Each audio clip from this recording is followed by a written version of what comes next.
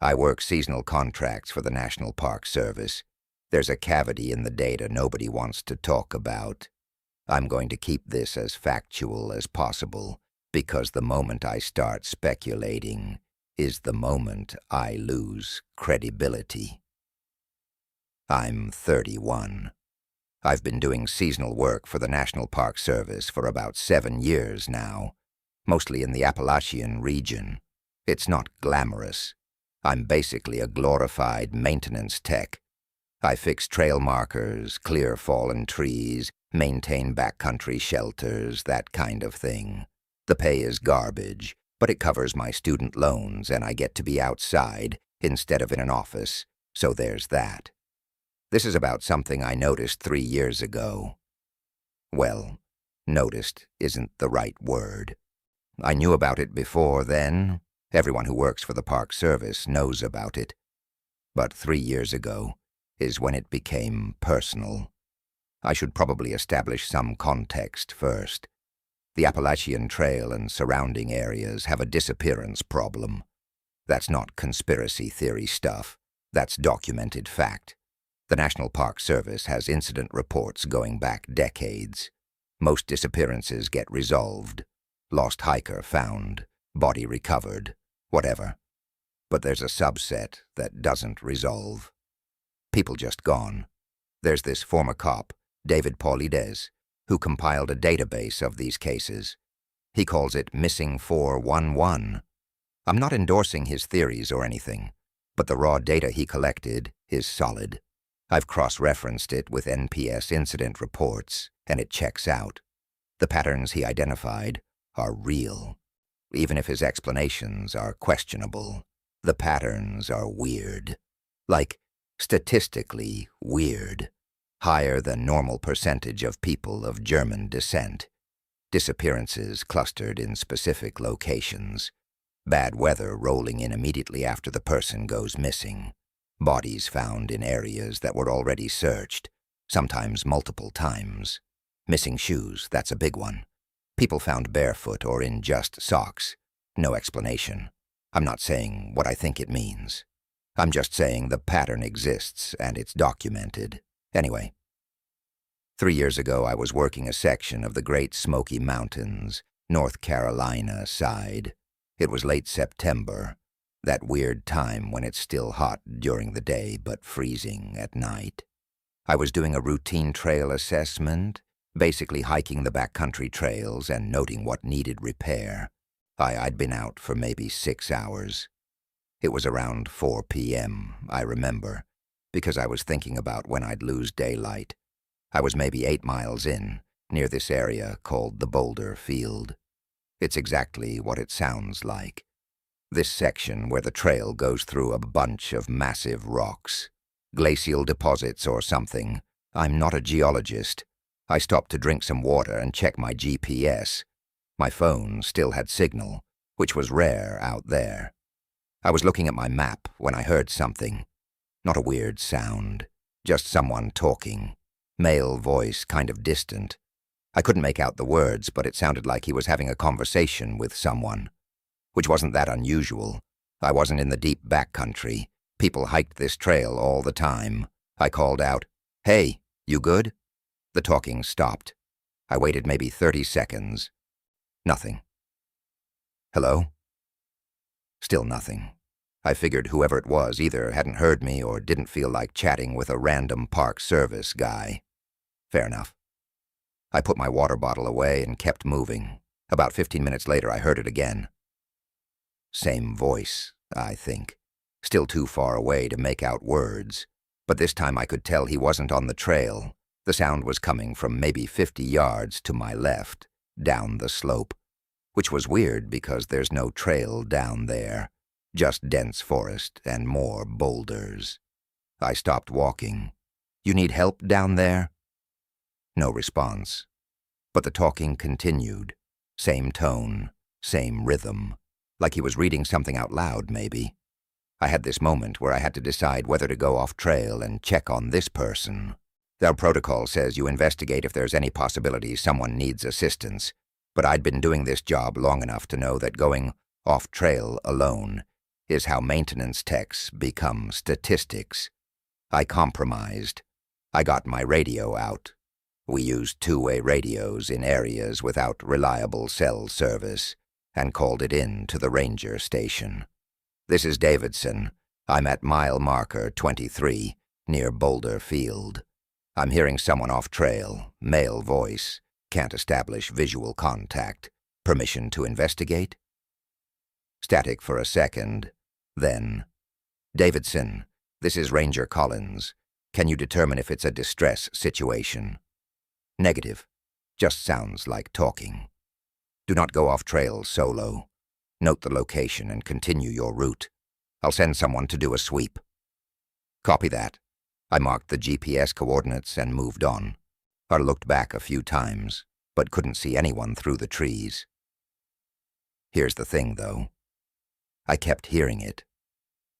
For the next mile, maybe mile and a half, I'd hear that voice every 10 or 15 minutes, always the same distance away, always to my left, downslope, like someone was pacing me. I'm not going to lie, it made me walk faster. I had my bear spray out, even though I knew it wasn't a bear. Bears don't talk. The voice stopped once I got past Boulder Field. I didn't hear it again for the rest of my route. I got back to my truck around 7 p.m. I was parked at the trailhead, which is basically just a gravel lot with a bathroom and an information board. There was one other vehicle there, a blue Honda CR-V with Tennessee plates. I didn't think much of it at the time. I noted the license plate in my daily log like we're supposed to. Any vehicle still at trailhead after dark gets logged in case of missing persons reports, and drove back to the ranger station. Ranger Collins was still there doing paperwork. "Hey, about that possible off-trail hiker," I said. "Did you send someone out?" "Yeah, Martinez did a quick sweep around 5:30. Didn't see anyone. Didn't hear anything either." "There was a vehicle at the trailhead when I left. Blue CR-V, Tennessee plates." I gave him the plate number from my notes. He wrote it down. "Probably just someone running late. If it's still there in the morning, we'll check it out." It was still there in the morning. Okay, quick pause. I'm like 40 minutes into typing this and realizing I need to give more context, or the rest won't make sense. If you're actually reading this and want me to continue, subscribe or comment or whatever, I've got a lot more to explain. And honestly, if nobody's reading, I'm just going to summarize and go to bed. Let me know. Right. So, the CR-V was still there the next morning. That triggered a missing persons protocol. Ranger Collins ran the plates, registered to a guy named Derek Lou King, 24, from Knoxville. They found his vehicle unlocked, keys in the ignition, wallet and phone on the dashboard. That's not normal hiker behavior. You don't leave your phone and wallet in an unlocked car. They initiated a search. I was part of it. Anyone available gets pulled into search and rescue operations. There were maybe 20 of us total, plus 2 search and rescue dogs. We focused on the Boulder Field area since that was the last place I'd reported hearing someone. The dogs picked up a scent on the main trail, but lost it near where I'd heard the voice. We searched for 3 days, covered probably a 15-mile radius, found nothing. No clothing, no backpack, no footprints, nothing. The search got called off after a week. That's standard. After a certain point, you're not doing search and rescue anymore. You're doing body recovery, and that happens on a different timeline. Derek Lou King's family kept searching on their own for months. Posted flyers, hired a private investigator, the whole thing. I felt terrible about it. I kept thinking about that voice I'd heard. I couldn't swear it was him. I'd never heard his voice to compare. But the timing matched up. 9 months later, they found him. Or rather, a couple of day hikers found him and reported it. He was maybe 2 miles from Boulder Field, down the slope, in a dense section of forest near a creek. The area had been searched. I'd personally walked within probably 100 yards of where he was found. I wasn't part of the recovery team, but I heard about it from Collins. Derek was lying face up in a drainage area. No shoes. He'd been wearing hiking boots, according to his family. Good ones, broken in, expensive. Both boots gone. Socks, too. No obvious cause of death. No animal predation. No trauma. His clothes were intact. Backpack was still on, still had water and food in it. The autopsy came back inconclusive. No drugs in his system, no pre-existing conditions, no explanation. And the official cause of death got listed as undetermined, which is cop speak for we have no idea. I requested to see the incident report after everything was finalized. It's technically public record if you know how to file the request. Took 3 months, but I got it. The report noted his position when found: 35 degrees, 37 minutes, 42 seconds north, 83 degrees, 28 minutes, 17 seconds west. I pulled up those coordinates on my GPS. I'd walked past that exact spot during the initial search. According to my GPS log from that day, I'd been within 50 yards of those coordinates. I'm not saying he was there when I walked past. The decomposition timeline suggested he'd been dead for a while by the time he was found, but I'm not a forensics expert, so I don't know if that means days or weeks or months. But it's weird, right? 20 people searching that area for 3 days, and nobody finds him. Then 9 months later, he's just there. That started me down a rabbit hole. I started pulling incident reports for other disappearances in the Smokies. You can request them through FOIA, but it takes forever, and they redact a lot of information. I also cross-referenced with the Missing 411 database.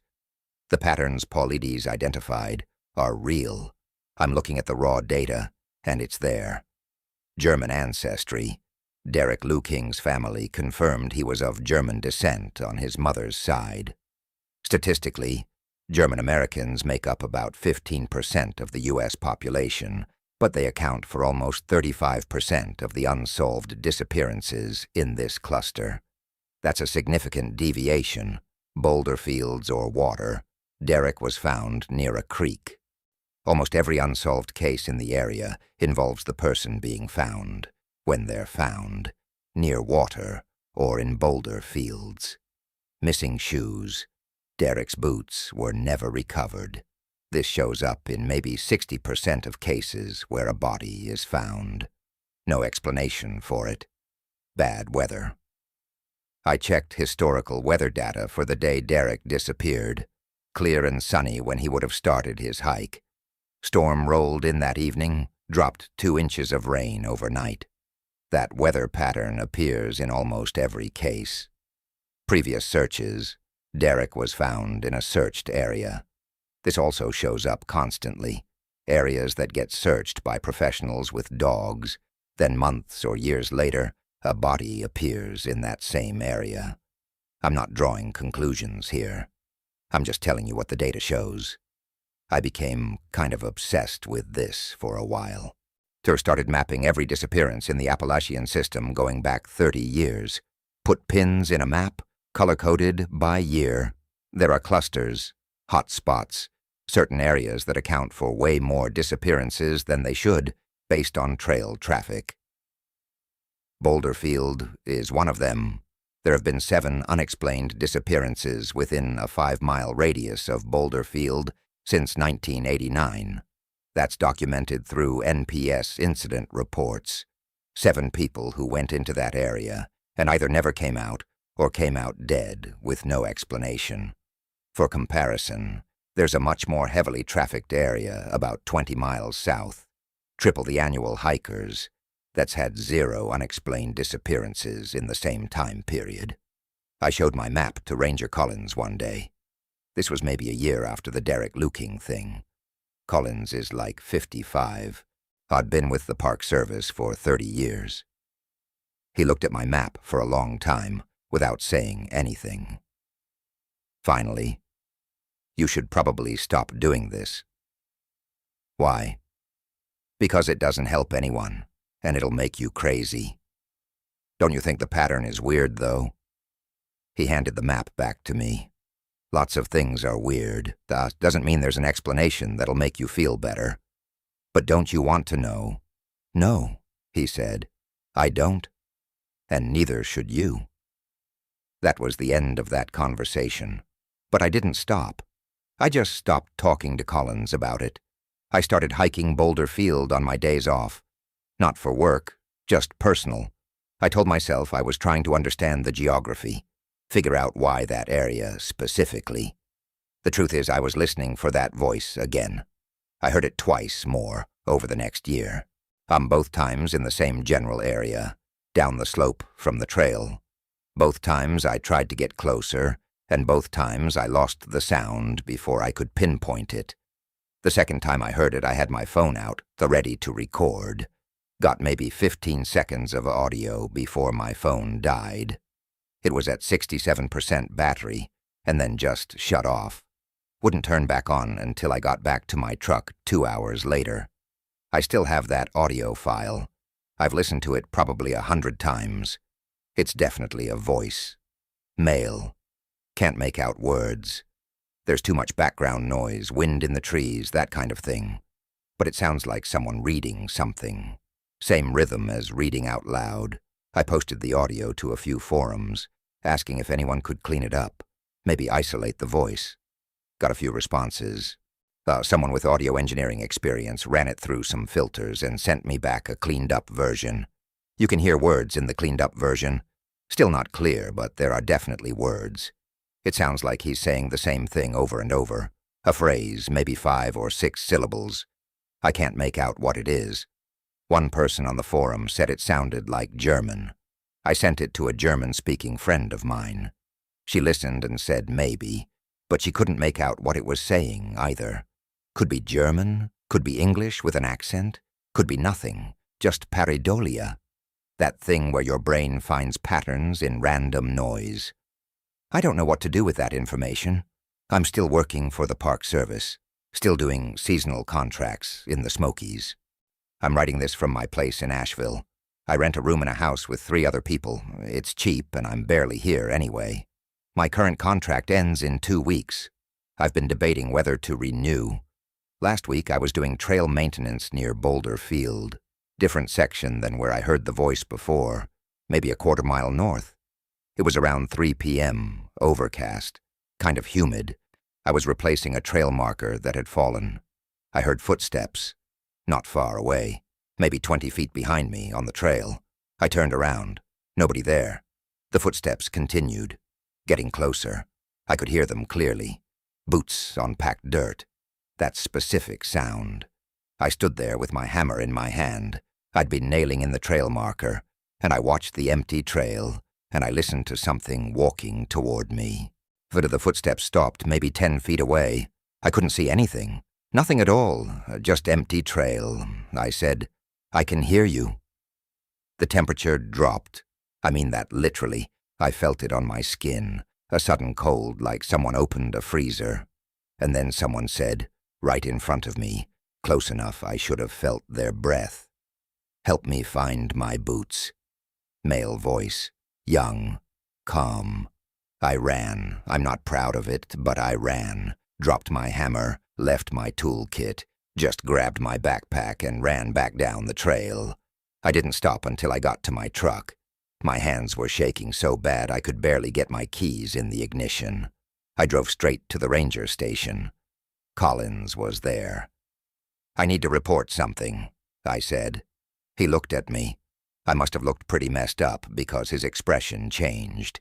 "You okay? You hurt?" "No, I heard something. On the trail." "What did you hear?" I opened my mouth to tell him, and then stopped. Because what was I going to say? I heard footsteps with no source, and a disembodied voice asked me to find his boots. "Nothing," I said. "Never mind, I'm just tired." Collins looked at me for a long moment. "You sure?" "Yeah, I'm good." I left before he could ask anything else. I haven't gone back to Boulder Field. I've been doing routes on the southern sections, staying away from that area. I requested a route change, and they approved it without asking why. I've been having these dreams, though. Same dream, different variations. I'm on the trail near Boulder Field. It's getting dark. I hear someone calling for help, down the slope. I go to help them, and I find Derek Luking. He's sitting on a rock, no shoes, and he's looking at me. "I can't find my boots," he says. In the dream, I help him look for them. We search through the forest, moving all these rocks, looking under logs. We search for hours. It gets darker and darker, but we keep searching. And then I realize I'm not wearing shoes anymore either.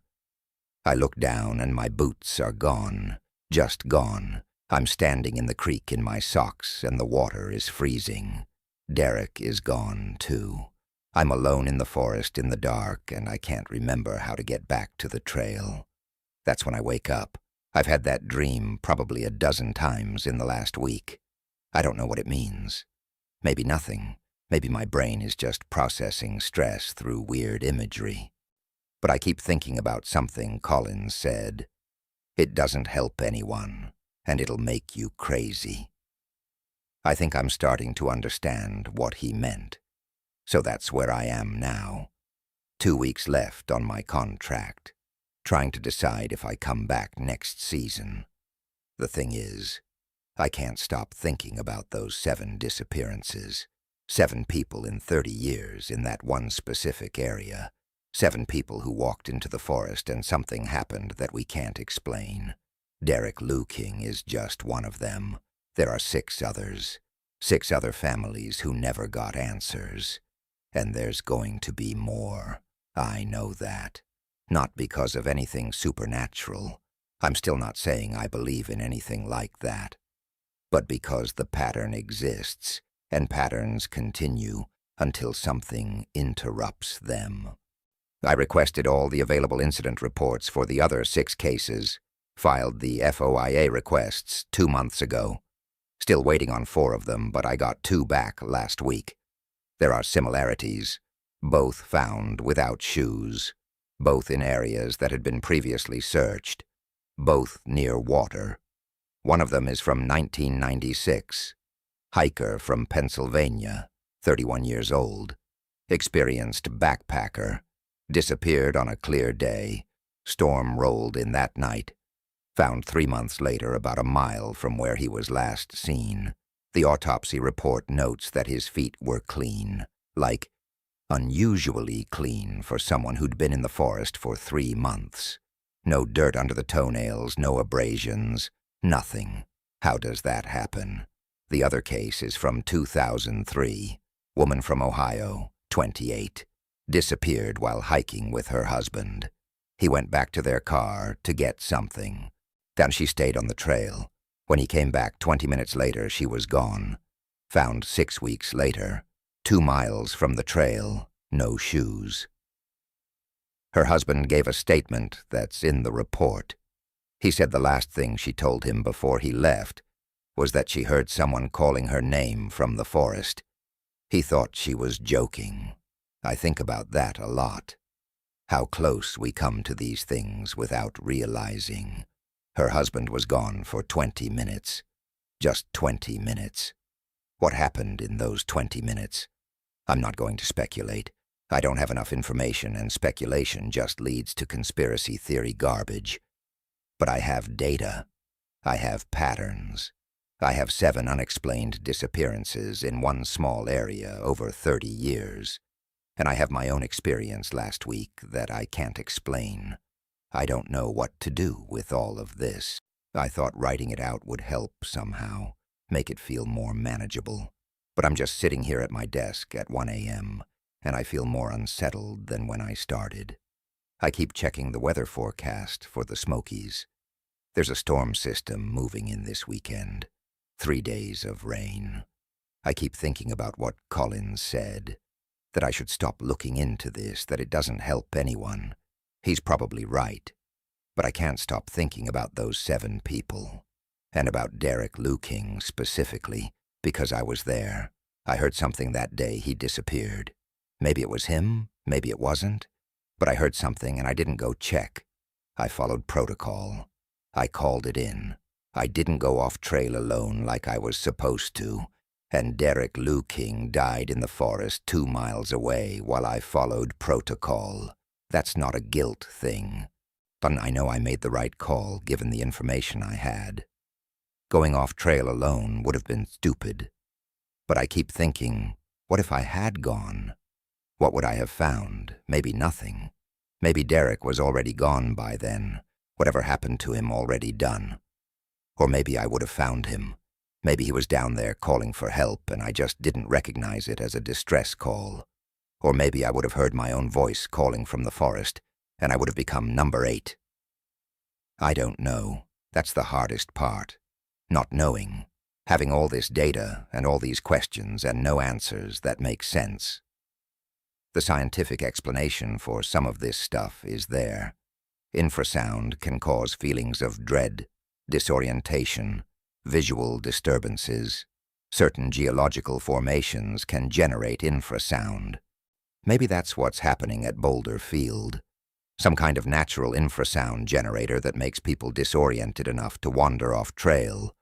That would explain the psychological symptoms, the feeling of being watched, the hearing voices, all of that.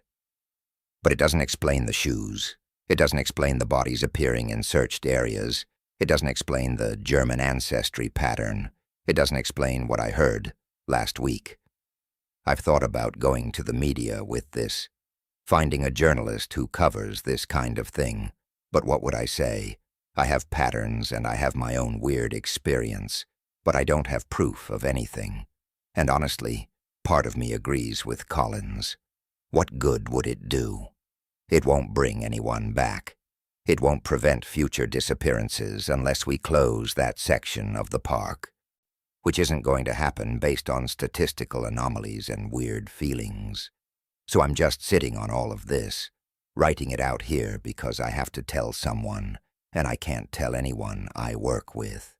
If you've read this far, I guess you're someone now. I don't know if I'm coming back next season. I love this job. I love being in the forest. I love the physical work. I love the solitude. But I can't stop hearing that voice from last week. Help me find my boots. Was that Derek? Was that one of the other 6? Was it my own brain creating auditory hallucinations from stress and obsession? I don't know. And the not knowing is killing me. My contract ends November 15th. I have until December 1st to let them know if I'm renewing for next season. I've got the application pulled up on my computer right now. Keep staring at it. He can't decide.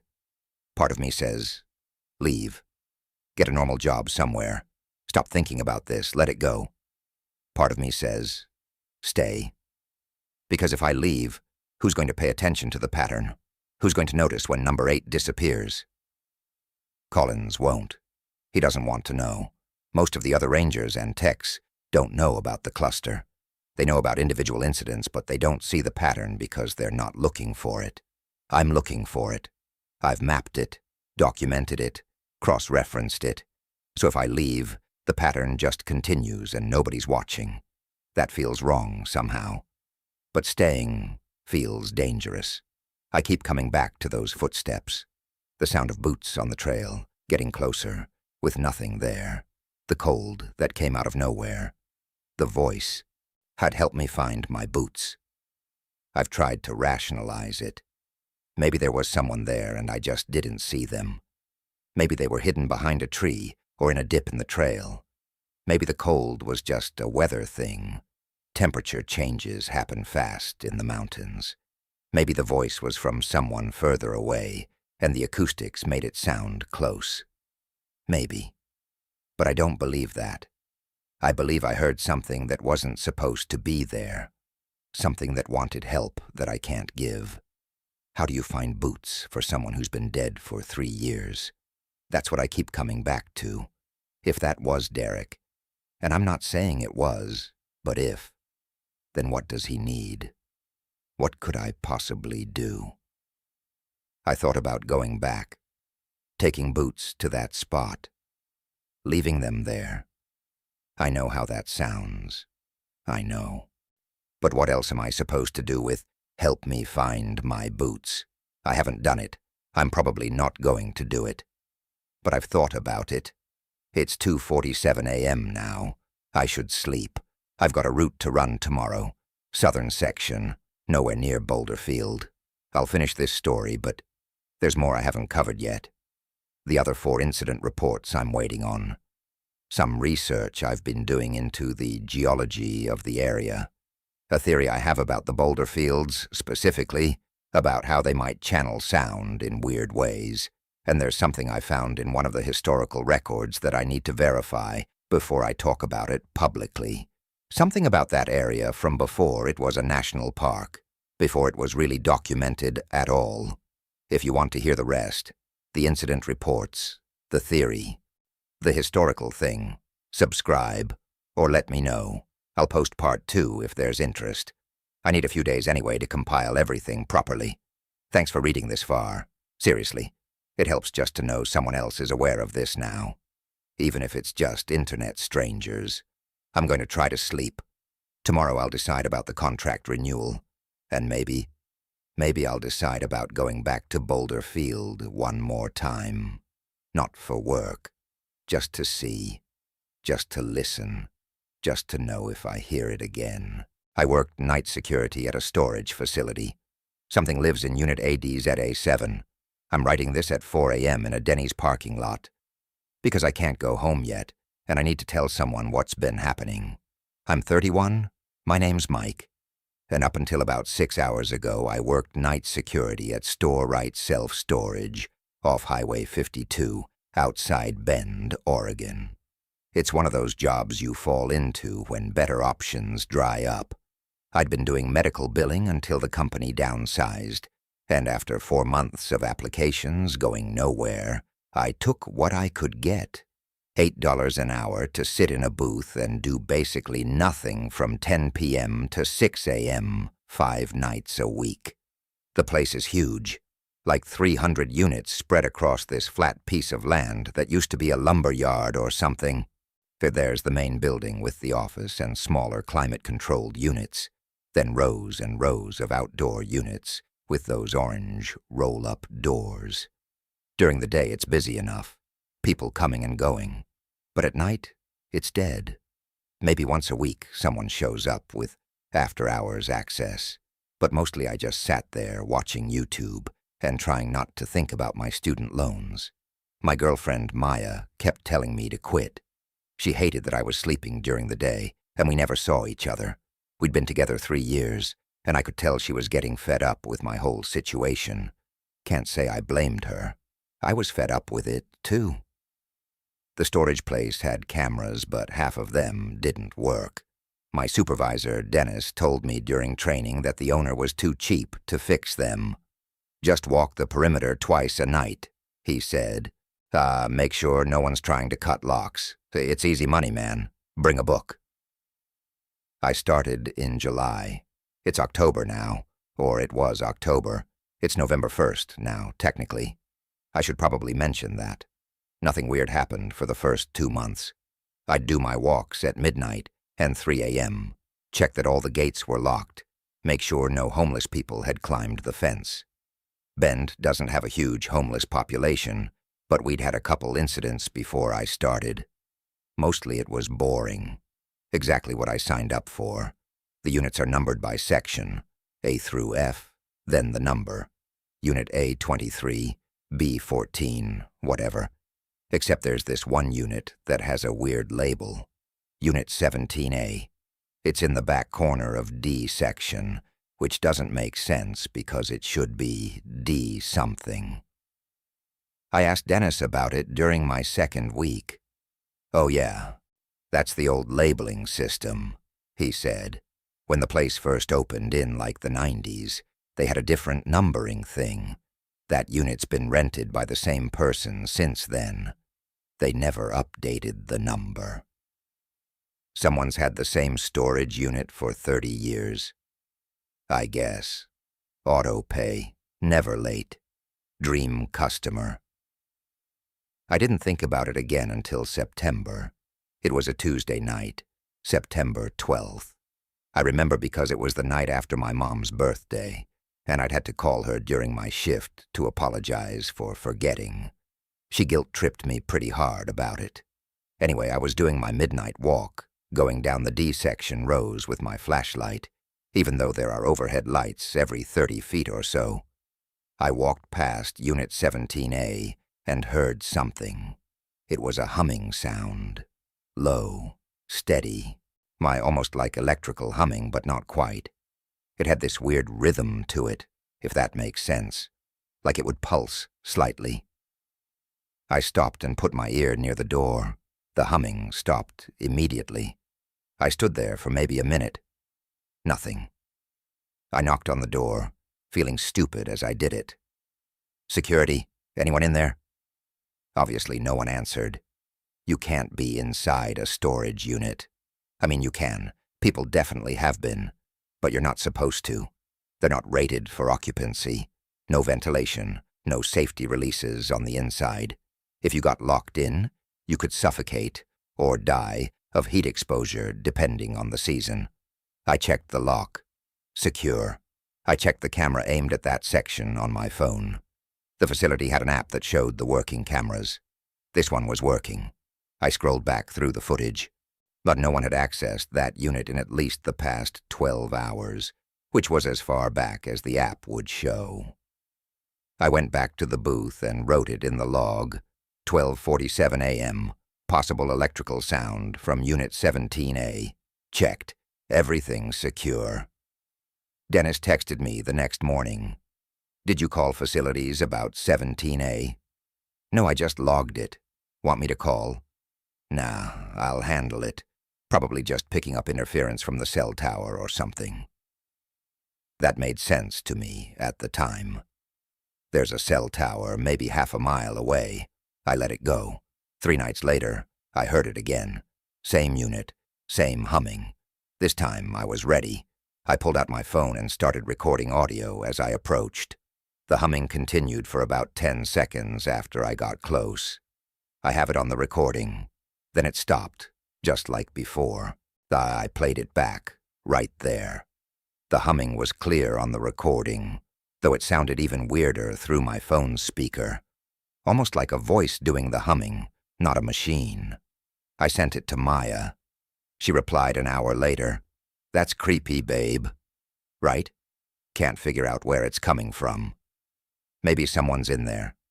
Lock is secure. Cameras show no one went in. Weird. I checked the rental records when I got back to the booth. Dennis had left me the login info for emergencies. Unit 17A was registered to J. Carver, P.O. Box 847, Bend, OR 97701. There was a phone number. I called it from my personal phone, not the office line. Disconnected. Not even a voicemail. Just that tone that means the number doesn't exist anymore. The unit's rent was $87 a month, and the auto-pay info was linked to a bank account that apparently still worked because there were no late payment flags. 30 years of $87 a month. I did the math. Over $31,000 in storage fees for a 10 by 10 unit. What could possibly be worth storing for 30 years? Okay, quick pause. I'm like 15 minutes into typing this out and realizing this is going to be way longer than I thought. If you're actually reading this and want me to finish the whole thing, let me know or subscribe or whatever. I've got like 4 more incidents to cover, and honestly, if nobody's reading, I'm just gonna go to bed. Anyway, back to what happened. I started paying more attention to Unit 17A during my rounds. Not because I was scared or anything, more just curious. The humming happened maybe twice a week. Always around midnight or just after. Always stopped when I got close. I looked up J. Carver. There were 3 listings in Bend, but none of them were right. 2 were too young based on social media. One was a woman who'd only moved to Oregon in 2015. I checked obituaries going back to the 90s. Found a James Carver who died in 2003, and a Julia Carver who died in 1997. but I couldn't confirm if either had any connection to the storage unit. The Bend Library has historical records online. I spent a whole day going through old phone books. Found a J. Carver at a residential address from 1994 to 1998. Then nothing. The address was for a house that, according to Google Street View, had been demolished. There's a dental office there now. Dead end after dead end. Which made sense. After 30 years, whoever rented it was probably dead or had just forgotten about it. On September 28th, something different happened. I was doing my 3 a.m. walk. I'd already passed Unit 17A on my midnight round and heard nothing. But at 3 a.m., when I was coming back up the D section from the opposite direction, I saw the door. It was open, not wide open, but cracked, maybe 6 inches. I stopped about 20 feet away. My flashlight was shaking, which annoyed me because I wasn't scared. My hand was just cramping from holding it weird. The overhead light near the unit was out. I hadn't noticed it being out earlier, but I might have missed it. I radioed back to the booth. We had walkies, but I was the only one there, so obviously no one answered. I just wanted it on record that I was calling it in. Security to base, Unit 17. A door is unsecure. That investigating. My voice sounded steadier than I felt, which was good. I approached slowly. The gap in the door was dark. My flashlight didn't penetrate very far. There was something blocking the entrance. I could see what looked like furniture stacked up right behind the door. Hello? Security. I need you to come out if you're in there. Nothing. I grabbed the handle on the door and pulled it up. It made that metal grinding sound that all these doors make. I raised it about 2 feet before it stuck. There was definitely stuff packed in there, blocking it from going higher. I ducked down and shined my light inside. Boxes. Dozens of cardboard boxes, stacked floor to ceiling, front to back. The kind of boxes you get from U-Haul, all the same size, all brown, all labeled with black marker. I couldn't read the labels from where I was. And the smell, like old paper and dust and something else, something organic and wrong. Not rot, not exactly. More like, I don't know how to describe it, like mud and copper. The humming started. It was coming from deep inside the unit, behind all the boxes, louder than I'd ever heard it before, and I realized for the first time that it was a voice. Someone was humming, a person. Sir, you need to come out. You can't be in there. The humming stopped. Then, not yet. 2 words. A man's voice, I think, though it was hard to tell. Rough, dry, like someone who hadn't spoken in a long time. Sir, I need you to exit the unit right now or I'm calling the police. Silence. I stood there for probably 30 seconds that felt like 10 minutes. My phone was in my hand. I was already pulling up 911 when I heard movement inside. Well, not footsteps, more like something dragging. I backed up. The door was still only open 2 feet. Whatever was in there would have to crawl under to get out. I waited. Nothing came out. I'm calling the police, I said again. Don't, the voice said, clearer now. Definitely a man. Please, just close it. I can't do that. You need to come out. Close it, please. I'll go quiet. I'll stop. Just close it. My finger was on the call button. I should have pressed it. I know I should have. But something in his voice. He sounded so tired and scared. If I close it, you'll stay quiet? I asked. Yes. No more humming? Yes, I'm sorry. Close it, please. I closed it. I grabbed the handle and pulled the door down. It slammed shut with that final bang these doors make. The lock was still on the ground where it had been cut. A bolt cutter's clean cut. Wait, I should back up.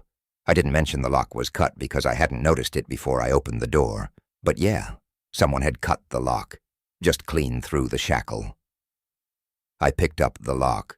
The serial number was still on it. These were the facility's locks, not the renter's personal lock. Someone had cut our lock to get in, or to get out. I radioed it in again, for the record. Unit 17A was breached, lock cut, door secured, possible squatter inside, will file full report. I went back to the booth and wrote up everything. Then I called Dennis. It was 3:47 a.m., but this seemed important. He answered on the fourth ring, groggy. What? Someone cut the lock on 17A. There's someone inside. He talked to me. Silence for a second. Then, he what? There's a guy inside.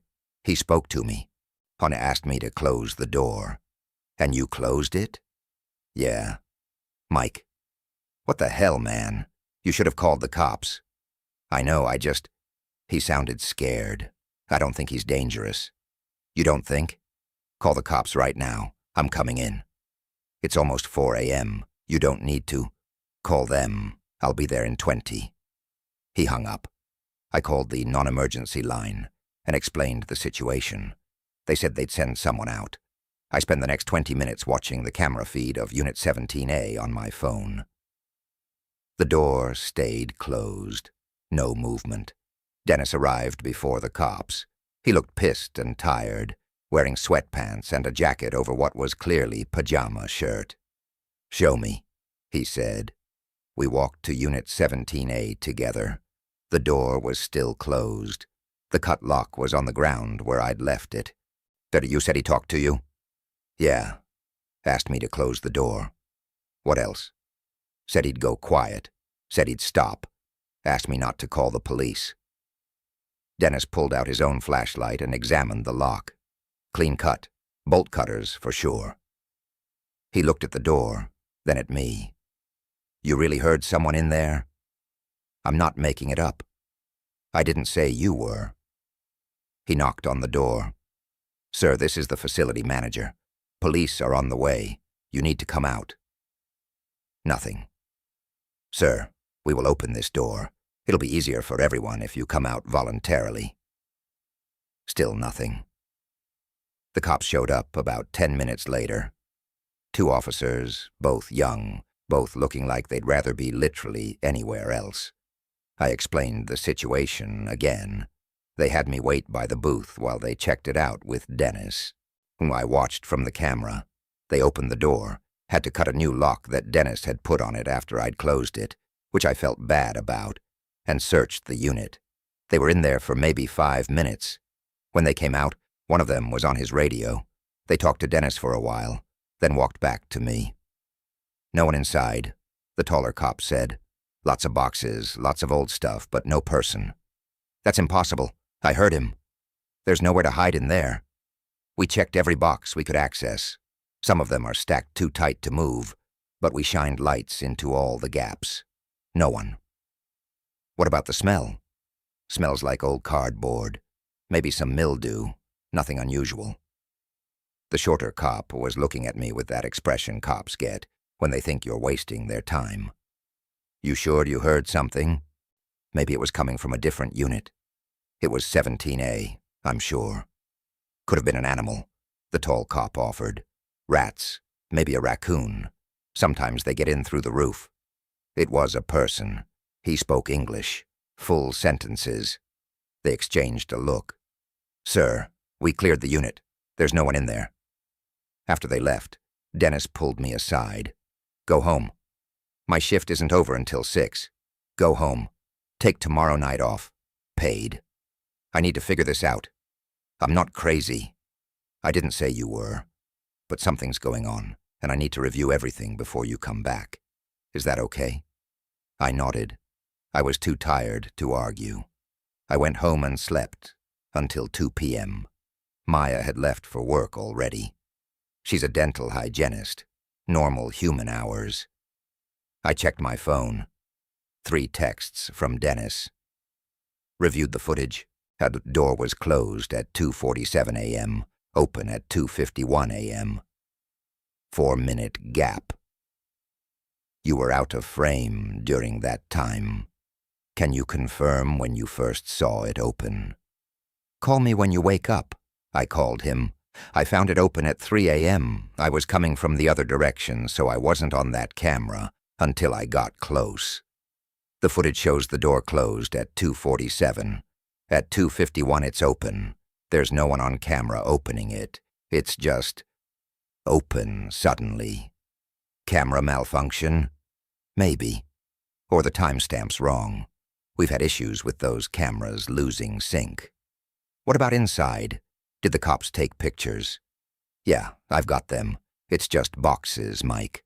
Old files. Looks like business records or something. The labels are dates. I can send you the photos if you want. Yeah, send them. He sent 12 photos. The cops had done a pretty thorough job documenting. Boxes stacked everywhere, all labeled with dates in black marker. I zoomed in on the labels I could see. March 15th, 94 to April 12th, 94. July 23rd, 95 to September 1st, 95. November 2nd, 96 to November 30th, 96. On and on. Dates going back to the early 90s. The most recent box I could see was labeled January 5th, 2003 to January 31st, 2003. The year James Carver died, according to the obituary I'd found. Dennis, who cleared out the unit after the cops left. I secured it and put a new lock on. Why? The voice said he'd go quiet if I closed the door, and now he's gone. Silence on the other end. Then, Mike, there was no one in there. Then who cut the lock? I don't know, but I checked the footage from the whole night. No one approached that unit except you and me and the cops. Whoever cut it must have done it earlier. Maybe during the day. Can you check the daytime footage? I did. Nothing. But like I said, the timestamps might be off. I didn't work that night or the next. Dennis had me come in on November 1st. Last night, technically. Halloween night, which I didn't think about until later. Look, Dennis said when I arrived at 9:45 p.m. I need you to be straight with me. Are you using anything? What? Drugs. Medication. Anything that might cause hallucinations. No. Jesus, I heard what I heard. Okay. He didn't look convinced. I believe you think you heard something. But the unit is empty except for boxes. The police confirmed it, and there's no evidence anyone was in there. So what? I'm just making it up? I think maybe you heard something from somewhere else and thought it came from that unit. His sound carries weird out here at night. The highway, the cell tower, hell, sometimes the wind hits the units and makes noise. It wasn't the wind. He sighed. Just do your job.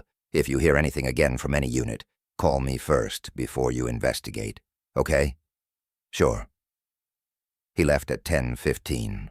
I did my first round at midnight. Unit 17A had a new lock. Looked secure.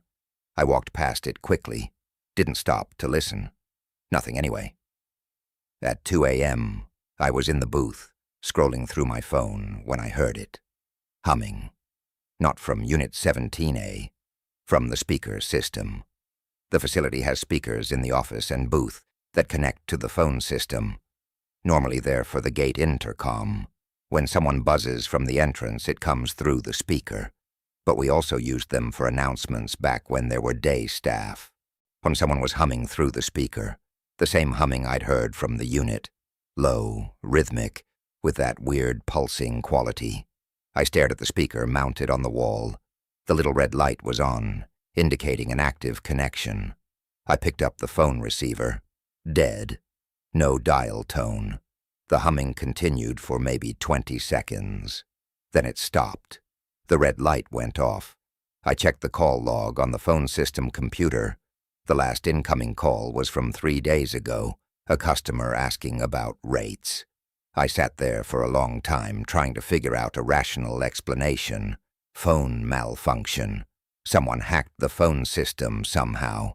Interference from something. At 2:47 a.m. I noticed the time because of Dennis's text about the timestamp. I did my second round. But I was walking toward D section when every overhead light in that section went out at once. Not the whole facility, just D section, probably 12 lights, all out simultaneously. I stopped. I had my flashlight, but I really didn't want to walk through there in the dark. The breaker box was on the other side of D section, of course. My phone rang. Unknown number. I answered without thinking. Hello? Humming. The same humming, coming through my phone now. I hung up. My hands were shaking again. That same cramp thing, totally normal physiological response. The phone rang again. Same unknown number. I didn't answer. It rang 6 times, then stopped. Immediately started ringing again. I answered. Who is this? The humming stopped. Then, you should have left it closed. Same voice, same dry, rough quality. Who are you? Oh, and how did you get this number? You should have left it closed. Now I can't go back. Go back where? Are you Jay Carver? I was trying to stay. I was so close. 30 years. Almost there. You ruined it. I don't understand. Almost where? The line went dead. I tried calling back. Number disconnected. The lights in D section came back on all at once. I looked at the camera feed on my phone. Unit 17A's door was open again. Not just cracked this time. Fully open, rolled all the way up. I'm going to finish this, but I want to say something first. The part I'm about to get into is the reason I finally posted this. It's the part that keeps me up at night. I left some stuff out earlier because I was trying to keep this short, but screw it. If you've read this far, you deserve the full story. To subscribe because I'm thinking about posting the actual evidence I mentioned. Photos, recordings, the works. I don't know if I should make that public, but if enough people want to see it, I'll figure out how. Anyway, back to that night. I should have called Dennis. I should have called the cops. I should have gotten in my car and left. Instead, I walked toward Unit 17A. The door was fully open and the interior was empty.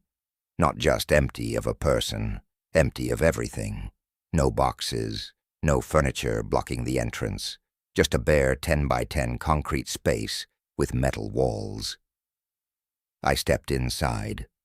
My footsteps echoed weird, like the space was bigger than it should be. I know that doesn't make sense. It was exactly 10 by 10. I could see all 4 walls. But it felt bigger. The smell was there, though. That mud and copper smell, stronger than before. I turned around to leave and the door was closing. Not falling. These doors don't close on their own. They stay where you leave them unless you pull them down. But it was lowering, slow and steady. I ran for it. Got outside just before it slammed shut completely. The bang echoed across the whole facility. I stood there breathing hard, staring at the closed door. The lock was on the ground again. Same cut lock so from before, or maybe the new one Dennis had put on. I couldn't tell. My phone rang. Dennis. Mike, what the hell is going on? I'm getting alarms from the whole D section. Power surges, door sensors. Everything's going crazy. I don't know, the lights went out and then 17A opened again and... 17A opened? How? I don't know. Are you near it now? I'm standing right in front of it. Is anyone inside? No. It's empty. All the boxes are gone. What do you mean gone? There were hundreds of boxes in there. I'm telling you it's empty. Come look at your cameras. I could hear him typing. I'm looking at it. The door's closed on camera. It's open right in front of me. Mike, the camera shows it closed. Are you sure you're looking at 17A? I checked the number. 17A. I'm sure. Stay there. I'm coming in. He arrived 23 minutes later. I stayed in front of the unit the whole time, watching it. The door stayed closed. I didn't try to open it again. When Dennis got there, he went straight to the unit. Examined the door, the lock on the ground, everything. "It's closed," he said. "I know. It closed after I got out." He pulled out his keys and unlocked it. Apparently he'd brought a replacement lock with him. He rolled up the door. Boxes. All the boxes were back, stacked exactly like in the police photos, labeled with dates, filling the space floor to ceiling. "Mike," Dennis said quietly, "I think you need to take some time off. I'm not crazy. I didn't say you were, but something's going on with you, and I can't have you working if you're seeing things that aren't there." "I'm not seeing things." "Then how do you explain this?" He gestured at the boxes. "You said it was empty. It's not empty." I didn't have an answer.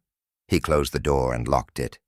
"Go home. I'm putting you on leave pending a medical evaluation. It's procedure." "You're firing me." "I'm not firing you, but I need a doctor to clear you before you come back." I went home. Maya was asleep. I sat in the living room with all the lights on until the sun came up. I haven't slept. It's 4 a.m. now, technically November 2nd. I've been sitting in this Denny's parking lot, typing this out on my phone, because Maya's place feels wrong somehow, and I can't explain why. I looked up infrasound before I started writing this. It's sound below 20 hertz, below what humans can consciously hear. It can cause anxiety, feelings of dread, visual disturbances, sense of a presence. It can be caused by wind, machinery, geological activity. There's a documented case of a lab in England where they found an extractor fan was producing infrasound and causing everyone in the building to report seeing ghosts. That would explain the feeling of unease, the hallucinations maybe, the weird physical symptoms. But it doesn't explain the phone calls, the voice, the boxes disappearing and reappearing, the door opening on its own. But unless I imagined all of that. I pulled up my phone records, the unknown number that called me. It's not in my call history. No incoming calls from any unknown numbers last night. Just outgoing calls to Dennis and Maya and my mom. I checked my recording of the humming from weeks ago. The file is corrupted, won't play, just gives an error. So either I'm losing my mind, or something is very wrong with that storage unit, and I'm the only one who can perceive it for some reason. I don't know which option scares me more. That's the full story, or at least as much as I can remember clearly. Some parts are fuzzy, and I don't know if that's just normal memory degradation or something else. Dennis texted me this morning. Yesterday morning, whatever. Said I need to see a doctor before I can come back. Said he's not mad, just concerned. And he's probably right to be concerned. I haven't told Maya the full extent of this. How do you explain that you might be hallucinating or might be experiencing something genuinely paranormal? Either way, it sounds bad. There are other things I haven't mentioned. Smaller things that didn't seem important at the time, but now I'm not sure. The way my watch keeps losing time on that job. The weird gaps in my memory. I'll be doing a round and suddenly it's 40 minutes later, and I don't remember the walk. The dreams I've been having about concrete boxes and humming, and someone asking me to let them out. If you want to hear more about that stuff, subscribe. I'm not trying to be manipulative. I just need to know if anyone believes me, or if I should check myself into a hospital. I called the Bend Historical Society this morning. Asked about J. Carver. The woman I talked to said she'd look into it and call me back. That was 6 hours ago. I've called twice more. No answer. The storage facility website shows Unit 17A as occupied, unavailable, still. I checked the property records for the facility itself. Built in 1992 on the site of a former lumber yard, like Dennis said. Before that, going back to the 60s, it was undeveloped land. Before that, in the 40s and 50s, it was part of a larger property owned by the Carver family. The Carver family sold the land in 1963. James Carver, age 34 at the time, was listed as the seller. The same James Carver who died in 2003, which would have made him 74. The obituary said he died at home of natural causes, survived by no one. No funeral service, cremation, ashes scattered per his wishes. I found his death certificate online through a public records site. Place of death, 847 SW Columbia Street, Bend. That's not a residential address. I looked it up. It's a P.O. Box facility. The same P.O. Box listed on the storage unit rental agreement. So that's where I am now, sitting in my car outside 847 SW Columbia Street, which is a mailboxes, etc. that's been closed for renovation since August, according to the sign. I don't know what I'm doing here. I don't know what I expect to find. But I know James Carver died in a storage unit. I'm sure of it now. Not at home, not in a hospital. In Unit 17A, surrounded by boxes containing 30 years of his life, organized by date. And I think he's still there. I think he's been there the whole time. I think when I opened that door, I interrupted something. On something he'd been doing for 30 years, something he was almost finished with. I can hear humming. It's coming from my car speakers, even though the radio is off. Subscribe if you want me to post what happens next. I'm going back there tonight. I need to know what's in those boxes. I need to know what he was trying to do. And I need to know if I'm crazy, because that's the thing I keep coming back to, the thing that scares me more than ghosts or hauntings or whatever the hell this is. What if none of this is real? What if I've been having some kind of breakdown and the storage unit is just a storage unit, and I've been talking to myself and hallucinating for weeks? What if the scariest thing here is my own mind? I'll post an update in a few days, if I can. If I'm still around, if I'm real. I work as a boundary surveyor for the National Forest Service. I need to talk about what I found in the Smokies last month. I'm not reporting this through official channels because I'd lose my job. Look, I'm a boundary surveyor for the Forest Service. Have been for 6 years. The job is exactly as boring as it sounds. I walk property lines between federal land and private holdings, update GPS coordinates, check for encroachment, file reports. It's me, a GPS unit, forestry maps, and about 30 miles of hiking per week through areas most people never see. I'm based out of the Cherokee National Forest in Tennessee, but we get assigned to adjacent parks sometimes when they're short-staffed. That's how I ended up in the Great Smoky Mountains National Park last month. They needed someone to verify some boundary markers near Spence Field before a planned trail expansion. Simple job. Should have taken 3 days. My name's Chris. I'm 34. Been doing this since I got out of college with a forestry degree and realized I hated office work. The pay is okay, benefits are decent, and most days I don't have to talk to anyone, which suits me fine.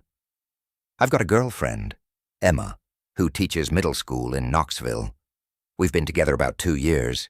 She hates that I'm gone for days at a time, but the schedule works for us mostly. I should mention I've been dealing with this shoulder thing since I tweaked it mountain biking in April. Not serious enough for physical therapy according to my insurance, but annoying enough that carrying my pack wrong makes it ache. Dear, that's only relevant because of how much ground I had to cover that day. The assignment was straightforward. I needed to locate and verify 8 boundary markers along a 4-mile section where the park meets private property. The landowner, some LLC that owned about 600 acres, was claiming the Park Service had encroached on their land with a service road. Standard boundary dispute stuff. My job was just to find the original survey markers and confirm coordinates. I drove out on March 15th. It was a Tuesday. I remember because I'd had a dentist appointment that Monday, and my jaw was still sore from the cleaning. I parked at the Cades Cove area around 8 a.m., checked in with the ranger station like protocol requires, and headed out. Weather was perfect. Mid-50s, clear sky. On that early spring thing where everything smells like wet earth and new leaves. I had my standard pack: GPS unit, backup batteries, paper maps, first aid kit, water, protein bars, emergency beacon, phone with downloaded offline maps. My phone was at 87% when I started. I remember checking. The first few markers were easy to locate. These surveys were done in 1982, and the markers are just steel posts with caps, usually half buried by now. I found markers 1 through 5 by 1 p.m., right where the historical surveys said they'd be. I was ahead of schedule. I stopped for lunch near marker 5, ate a protein bar, drank some water, checked my phone. Had a text from Emma asking what I wanted for dinner Thursday. I told her I'd probably be back late Wednesday. We could just order pizza. She sent back a thumbs up. That it was 1:23 p.m. when I continued toward marker 6. The terrain got rougher. This section hadn't been maintained in years, no trails, just dense forest and steep elevation changes. I was using my GPS and the old survey maps to navigate. According to the 1982 survey, marker 6 should have been on a ridgeline about 1.5 miles northeast of my position. I found it at 2:47 p.m. I remember the time because I thought, almost 3, still plenty of daylight. Marker 6 was there, exactly where it should be, partially hidden under leaf litter. I cleared it off, verified the survey number on the cap, took photos, logged the GPS coordinates. That's when I noticed something weird. There was another marker about 30 feet away. That shouldn't have been there. The survey maps showed no other boundary markers in this area. I walked over to check it out. It was the same type, steel post with a cap. But when I cleared off the dirt and leaves, the cap had no survey number. It was blank. I took photos of it anyway and marked the location on my GPS. Probably just an old survey mistake, or maybe a private landowner had put it there for some reason. Not my problem. I was there to verify the official markers. Marker 7 should have been 1/2 mile northwest. I checked my maps and headed that direction. This is where the timeline gets strange. According to my phone's GPS log, which I checked later, multiple times, I traveled the 1/2 mile distance to where marker 7 should have been. The GPS track shows me walking a straightish line, normal hiking pace. Should have taken maybe 20 minutes given the terrain. But when I checked my phone at what I thought was marker 7's location, it was 4:15 p.m. An hour and a half had passed. I stood there staring at my phone, thinking I'd misread the time earlier. But I hadn't. I specifically remembered seeing 2:47 at marker 6 because I'd thought about having 3 hours of good daylight left. Now it was after 4, and I'd somehow lost over an hour. My phone's battery was at 34%. It had been at like 75% when I'd checked it at marker 6. I didn't panic. Not yet. Batteries drain faster in cold weather, and it had cooled down as I gained elevation, and I'd probably just zoned out while hiking, lost track of time. It happens. But I couldn't find marker 7. I spent 40 minutes searching the area. The historical survey put it right there, within a 50-foot radius of where I was standing. I did a grid search, checked and rechecked my GPS, consulted the paper maps. Nothing. My phone was at 18% by then. That didn't make sense. I hadn't been using it except to check the GPS, and the unit should have lasted all day. It was getting close to 5 p.m. I had maybe 2 hours of daylight left, and I was at least 3 miles from my truck. I made the call to head back and return the next day to find marker 7 and 8. I started hiking back the way I'd come. Okay, quick pause. I'm like 15 minutes into typing this out and realizing this is going to be way longer than I thought. If you're actually reading this and want me to finish the whole thing, let me know or subscribe or whatever. I've got like 3 more incidents to cover, and honestly, if nobody's reading, I'm just gonna go to bed. Anyway, back to what happened. So I'm hiking back, retracing my route. I should have been able to follow my GPS track back to marker 6, then back to marker 5, and follow the easier terrain back to my truck. Simple. But I couldn't find marker 6. I was standing right where my GPS said I'd been at 2:47 p.m. The GPS track clearly showed me stopping there for several minutes. But there was no marker. I searched the area. Nothing. Just forest. I thought maybe I was misreading the GPS, so I pulled out my paper map and compass.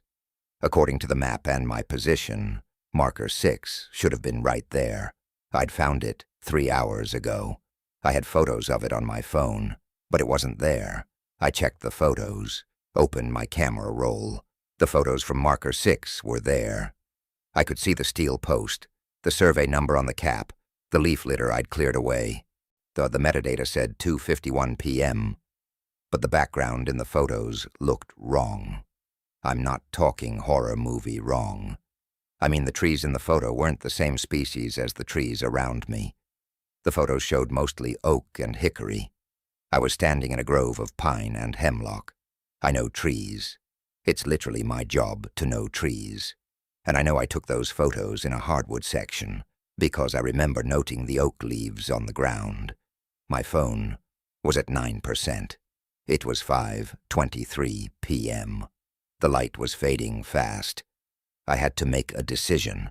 I could try to keep searching for marker 6, burn my remaining phone battery, and possibly get caught out after dark. Or I could navigate straight back to the trailhead using my compass and paper map. I chose the latter. I pulled out my compass, oriented my map, and started hiking southwest toward where Cades Cove should be. I'd done this 100 times. I'm good at land navigation. It's literally my entire job. I hiked for an hour. By 6:30 p.m., it was getting dark. I was using my phone's flashlight sparingly to save battery. I should have reached the service road near Cades Cove by then. Instead, I was still in dense forest, with no trail, no road, no lights from the visitor center. My phone died at 6:47 p.m. I know because I was checking the time obsessively. 1 minute it was at 3%. The next it was black. Wouldn't turn back on. I had a backup flashlight in my pack. I stopped, got it out, and did a map check. According to my compass bearing and the distance I'd traveled, I should have been standing in the Cades Cove parking lot. Instead, I was on a steep slope I didn't recognize.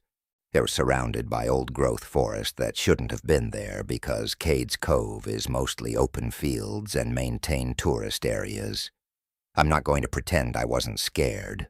I was. But I've done enough backcountry work to know that panicking is how you die. I still had water, I had my emergency gear, I had a space blanket and a whistle, and an emergency beacon. The emergency beacon. I should have activated it right then. That's the logical thing. I was lost. It was dark. I needed help.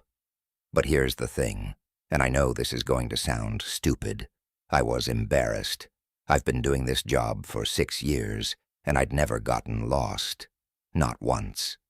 The idea of activating an emergency beacon because I got turned around on a simple boundary survey, 2 miles from a major tourist area, was humiliating. I decided to wait until morning. I'd bivouac. You'll get some sleep, and sort it out in daylight. I found a relatively flat spot, laid out my space blanket, ate a protein bar, and tried to sleep. I couldn't. The forest was too quiet. I've spent probably 500 nights camping in the backcountry. I'm used to forest sounds, wind, animals, branches creaking, all that. This was different. This was that ringing silence you get in soundproof rooms. No wind, no insects, no birds, nothing. I lay there for maybe 2 hours. I don't know the exact time because my phone was dead, and I didn't want to waste my flashlight battery checking my watch. That's when I heard it. Footsteps. Not animal footsteps. Bipedal, human walking pattern. But the rhythm was wrong. Too fast. like someone jogging, but the footfalls were too evenly spaced. I sat up, turned on my flashlight. The footsteps stopped immediately. I waited, called out, "Hello?" because what else are you going to do? No response. I kept my flashlight on, scanning the trees. Nothing, just darkness beyond the reach of my light. The footsteps started again, closer, same wrong rhythm. I stood up, grabbed my pack. I wasn't staying there. I started walking. Didn't matter what direction, I just needed to move. The footsteps followed, always just outside my flashlight range. I'd stop, they'd stop. I'd walk, they'd walk. This went on for maybe 20 minutes. Then I saw the light. Not a flashlight, not a headlamp, just a light, diffuse and yellowish, coming from somewhere ahead of me. My first thought was at Ranger Station, or Service Road, or something normal. I walked toward it. The light was coming from a structure. I need to be really clear here about what I saw because I've been over this in my head about 1,000 times, and I keep trying to rationalize it. It was a building, sort of. The shape was wrong. The proportions didn't make sense. It looked like someone had built a cabin but had never seen a cabin before and was working from a description. The walls were there, but the angles weren't quite right. There was a door, but it was too narrow and too tall. There were windows, but they were in the wrong places. The light was coming from the windows, not electric light. Something dimmer and yellower, like oil lamps, but not quite. I stood there trying to process what I was looking at. I had this weird thought about Potemkin villages, those fake buildings the Russians supposedly built to impress Catherine the Great. Just facades. That's what this looked like, a facade of a building. I called out again. "Hello? Anyone there?" Nothing. I walked closer. My brain was screaming at me not to, but I was cold and tired and lost, and that building meant people, and people meant help. I got within maybe 30 feet. I could see details now. The wood looked old, but not weathered. The windows had glass, but it was rippled and distorted. The door was open, not ajar, fully open, like an invitation. I could smell something. Wood smoke. And something else.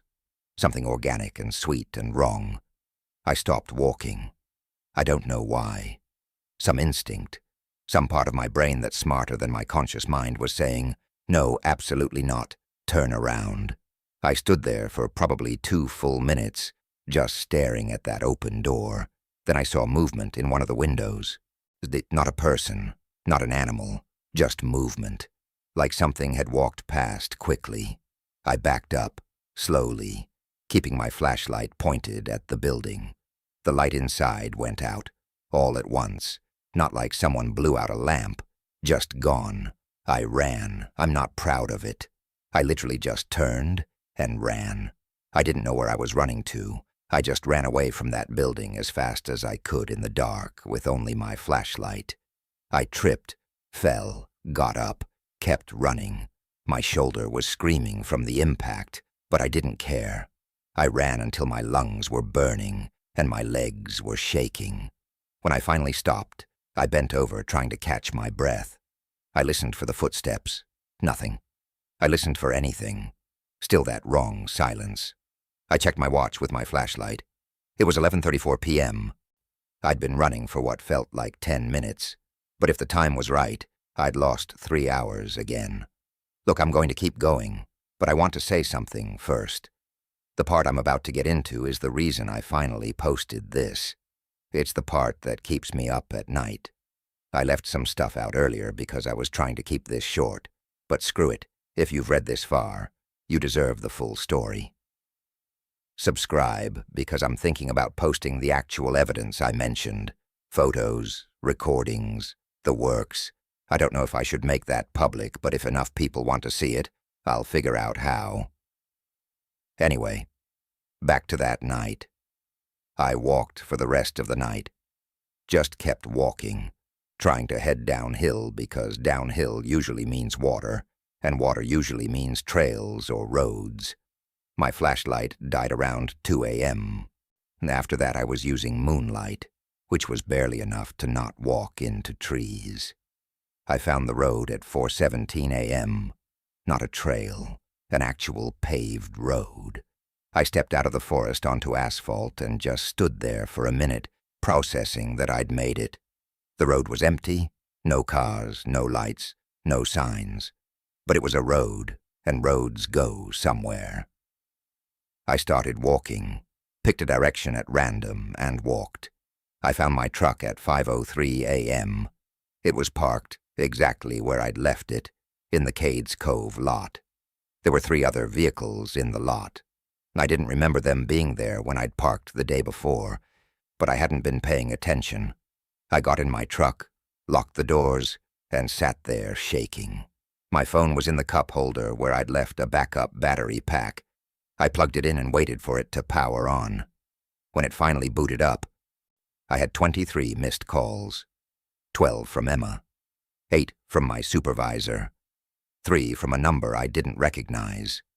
It was March 17th, Thursday. I'd left for the survey on Tuesday. It was now Thursday morning. I'd lost an entire day. I called Emma. She answered on the first ring. "Chris, oh my God, where are you?" "I'm fine. I'm at Cades Cove. You were supposed to be back yesterday. I called your supervisor. They called the Rangers. There's been people looking for you." I didn't know what to say. I'd thought it was Wednesday morning. I'd lost a whole day somehow. "I'm okay," I told her. "I got turned around. My phone died. I'm fine." She was crying. I felt horrible. I drove home. On the way, I called my supervisor and gave him a bullshit story about equipment failure and getting disoriented. He was pissed, but more relieved I was alive. He told me to take a few days, file a report when I was ready. I got home around 9 a.m. Emma was at work, but she'd left a note telling me to call her, that she loved me, that she was so worried. I took a shower that lasted probably 40 minutes. I couldn't get warm. After I got dressed, I looked at my phone, really looked at it. I opened the GPS tracking app. The log showed my route from Tuesday. The track showed me hiking to markers 1 through 6. Then there was a gap. The GPS log just stopped at 2:47 p.m. on Tuesday and didn't start again until 5:03 a.m. Thursday, when I got back to my truck. Almost 40 hours, just gone. I checked my photos.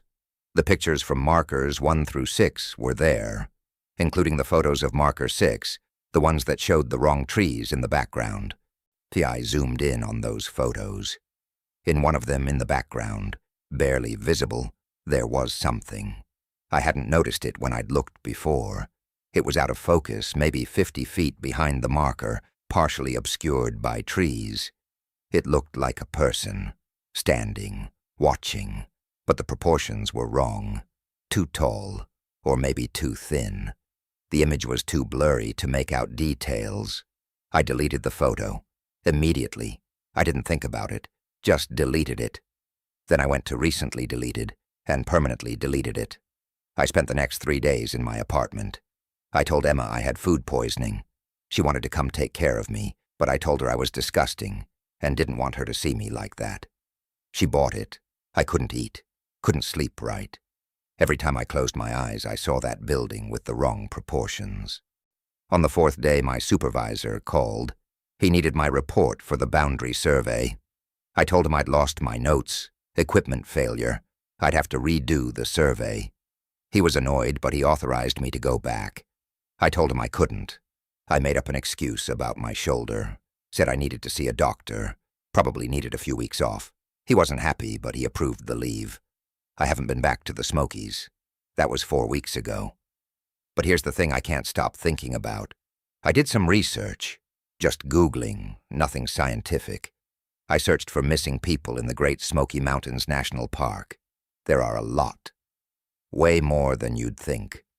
The National Park Service keeps a database, but it's not complete. I found message boards, missing persons sites, news articles. One case stood out. Dennis Martin, 6 years old, disappeared. June 14th, 1969, in the Smokies. He was with his family, playing with other kids. He went into the woods to jump out and scare them. He was gone for maybe 14 seconds before they noticed.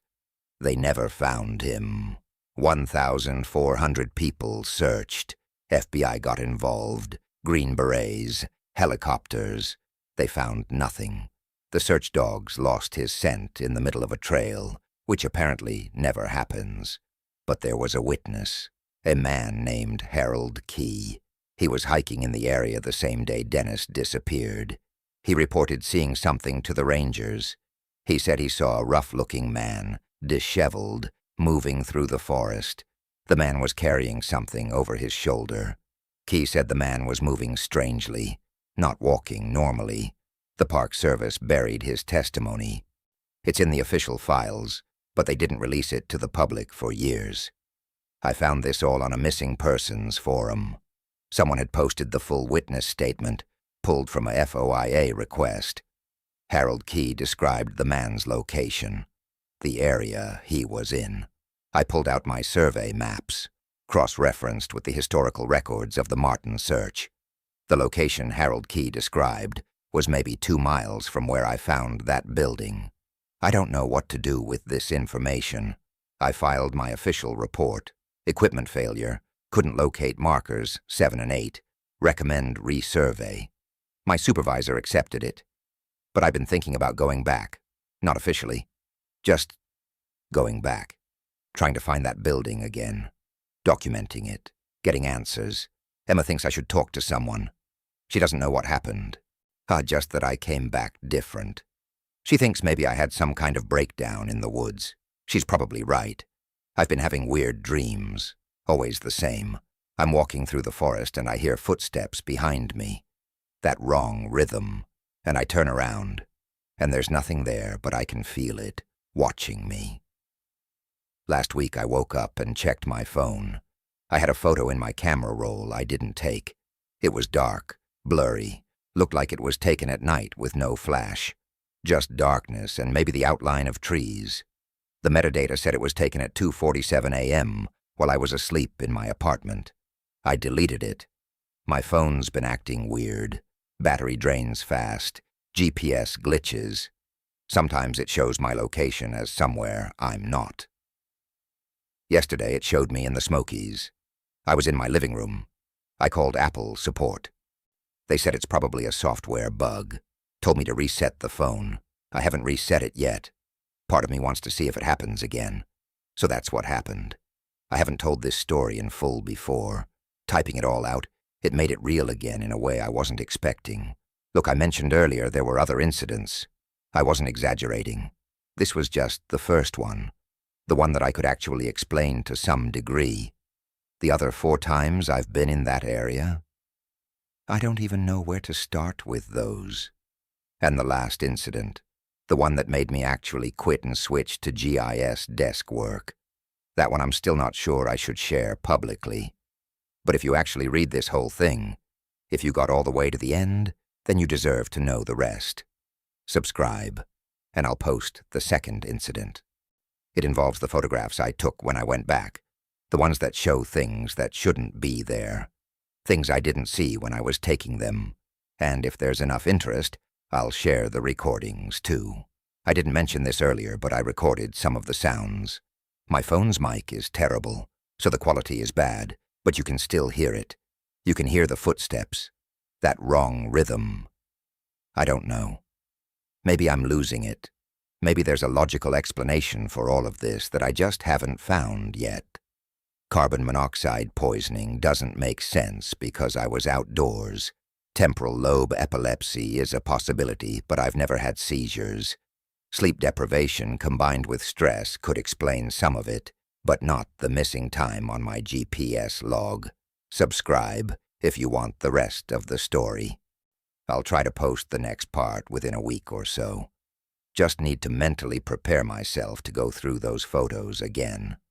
Thanks for reading. Seriously, just knowing someone else knows about this now makes it feel less like I'm going insane. I work night security at a storage facility. Something's wrong with Unit 237. I need to write this down while it's still fresh, because I'm starting to question what I actually remember. I'm 32, been doing security work for about 6 years now, currently working nights at a storage mart outside Bend, Oregon. It's one of those big facilities, maybe 400 units, climate-controlled, the works. Pay is garbage, but it's easy. Basically, I sit in the office, do rounds every 2 hours, make sure nobody's breaking in. My girlfriend works days as a dental hygienist, so the schedule actually works out okay for us. The facility is off Highway 20, about 15 minutes from actual Bend. During the day it's busy enough, but at night it's dead. There's a 24-hour gym next door and a closed-down Kmart across the parking lot. That Kmart's been empty for like 3 years now.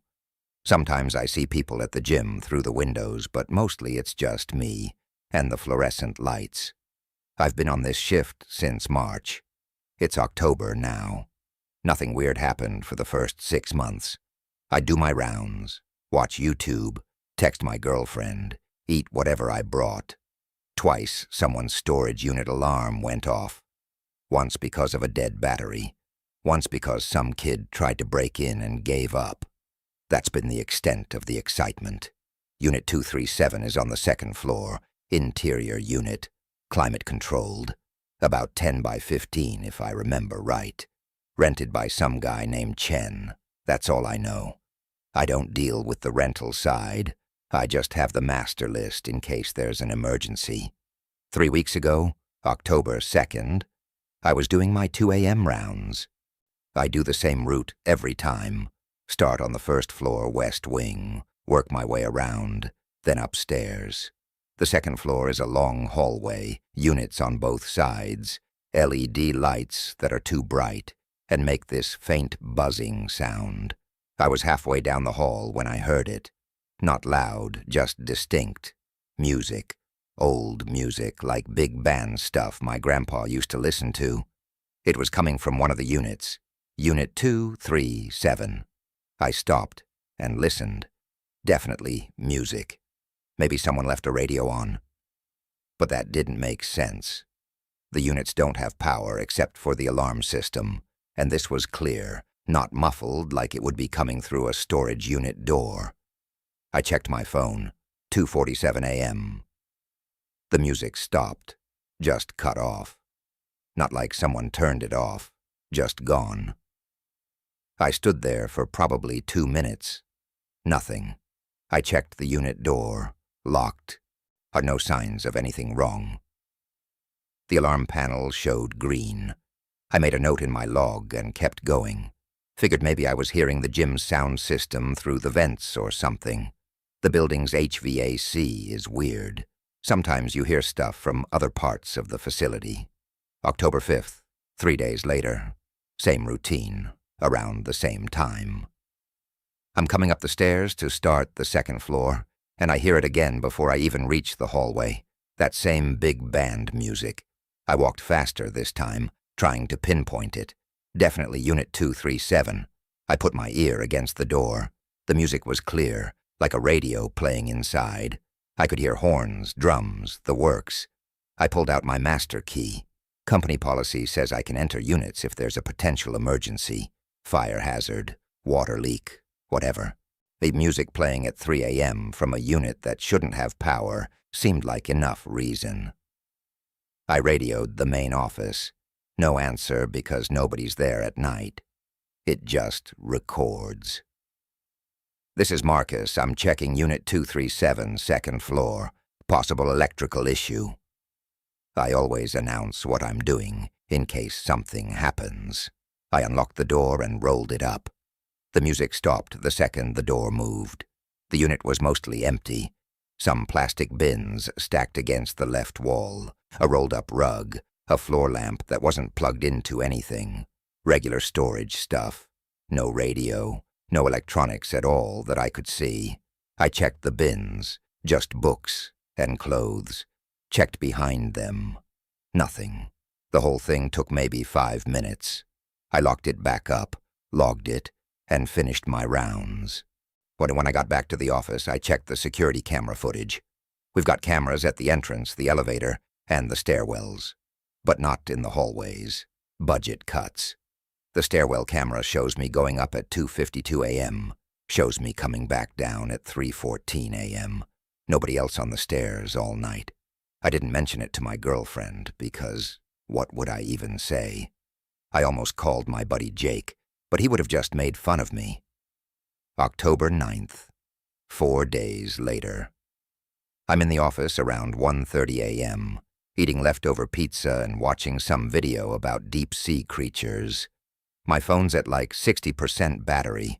I had this whole thought about needing to remember to charge it before my next round. The lights flickered. Not the office lights. I could see the hallway lights through the window. They flickered, went out for maybe 2 seconds, came back on. The backup generator didn't kick in, which meant it wasn't a real power outage, just a flicker. My computer didn't even restart, but I felt this weird drop in my stomach, that thing where you miss a step going downstairs. I checked the camera monitors. Everything looked normal. I went back to my video. At 2:50 a.m., I started my rounds. I'm not going to lie, I was thinking about Unit 237 the whole time I was going through the first floor. Part of me wanted to just skip the second floor, which was stupid. It's my job. I got upstairs. The hallway was quiet. Those LED lights buzzing like always. Unit 237's door was open. Not all the way, maybe 6 inches. The lock was still in place, but the door was rolled up about 6 inches from the bottom. I stopped walking. I know I locked that door last time. I'm paranoid about that stuff. I always check twice. I got closer. From that 6-inch gap, light was coming out. Yellow light, warm, like an old incandescent bulb. There's no light source in that unit. I'd checked it personally 4 days ago. I pulled out my phone to call. Who? The cops? My supervisor's emergency line. I had 12% battery. I'd literally just looked at it an hour before, and it was at 60%. The light went out. I heard something from inside the unit. Not music this time. Footsteps. Not like someone walking, like someone pacing, back and forth. The kind of pacing people do when they're anxious or thinking hard. Okay, quick pause. I'm like 15 minutes into typing this out and realizing this is going to be way longer than I thought. If you're actually reading this and want me to finish the whole thing, let me know or subscribe or whatever. I've got like 3 more incidents to cover, and honestly, if nobody's reading, I'm just gonna go to bed. Anyway, back to what happened. The pacing stopped. I've done security for 6 years. I've dealt with break-ins, with homeless people sleeping in units, with domestic disputes in the parking lot. I know what to do in normal situations. This didn't feel normal. I backed up, didn't take my eyes off the unit, just backed toward the stairs. My hand was on my radio, but I didn't call it in. What was I going to say? When I got to the stairwell, I finally turned and went down fast. Got back to the office, locked the door, which I never do, pulled up the camera footage. Stairwell camera showed me going up at 2:49 a.m., showed me coming back down at 2:53 a.m. 4 minutes. It felt like longer. Felt like I was up there for at least 15 minutes. But I sat in the office until my shift ended at 6 a.m. I didn't do another round. First time I've ever skipped rounds. When the day shift guy showed up, Randy, older guy, retired from the post office, I almost told him, but he was talking about his grandson's soccer game, and I just couldn't figure out how to bring it up. I went home. My girlfriend was already at work. I took a shower and tried to sleep, but I kept thinking about those footsteps, that specific rhythm of pacing. I Googled storage unit electrical issues and found a bunch of stuff about faulty wiring, battery-powered devices, all stuff that made sense. I Googled hearing music from nowhere and got results about tinnitus, auditory hallucinations, carbon monoxide poisoning. Carbon monoxide actually made sense for a minute.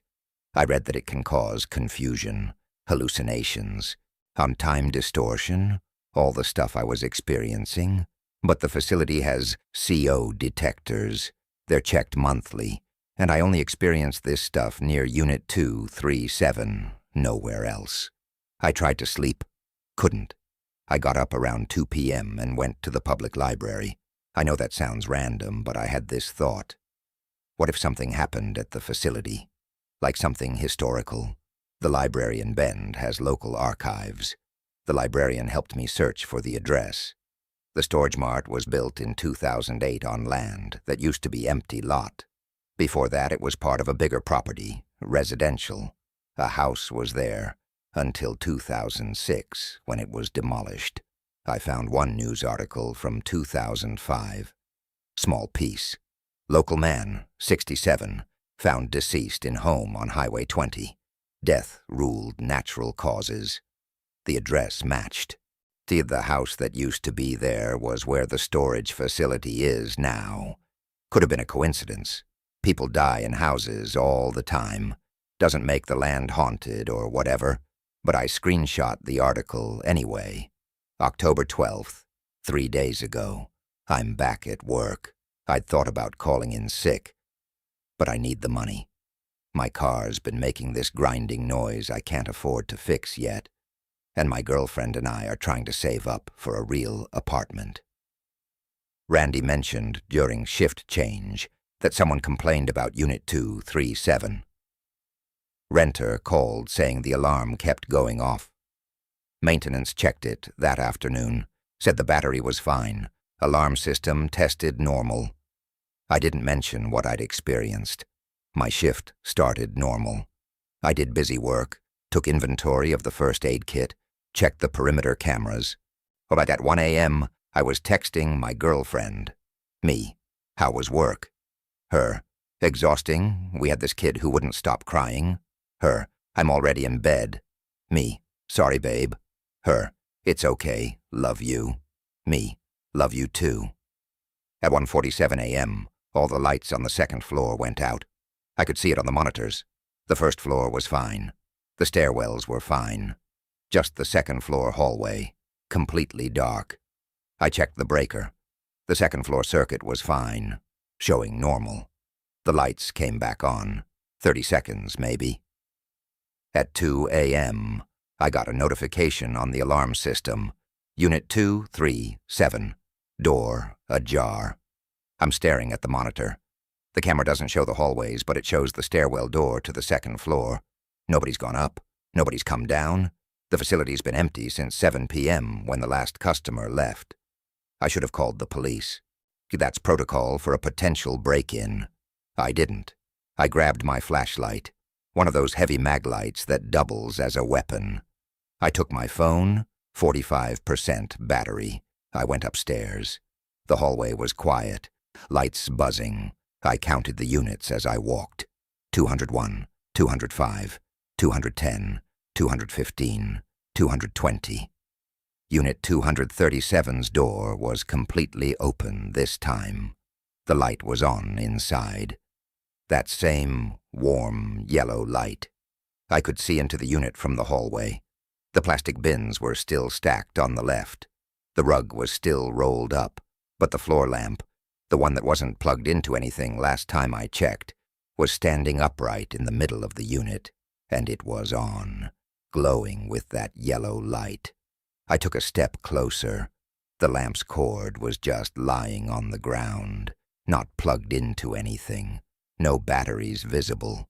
It was one of those old-style lamps. Oh, the kind that needs to be plugged in. My phone vibrated. Text from my girlfriend. You awake?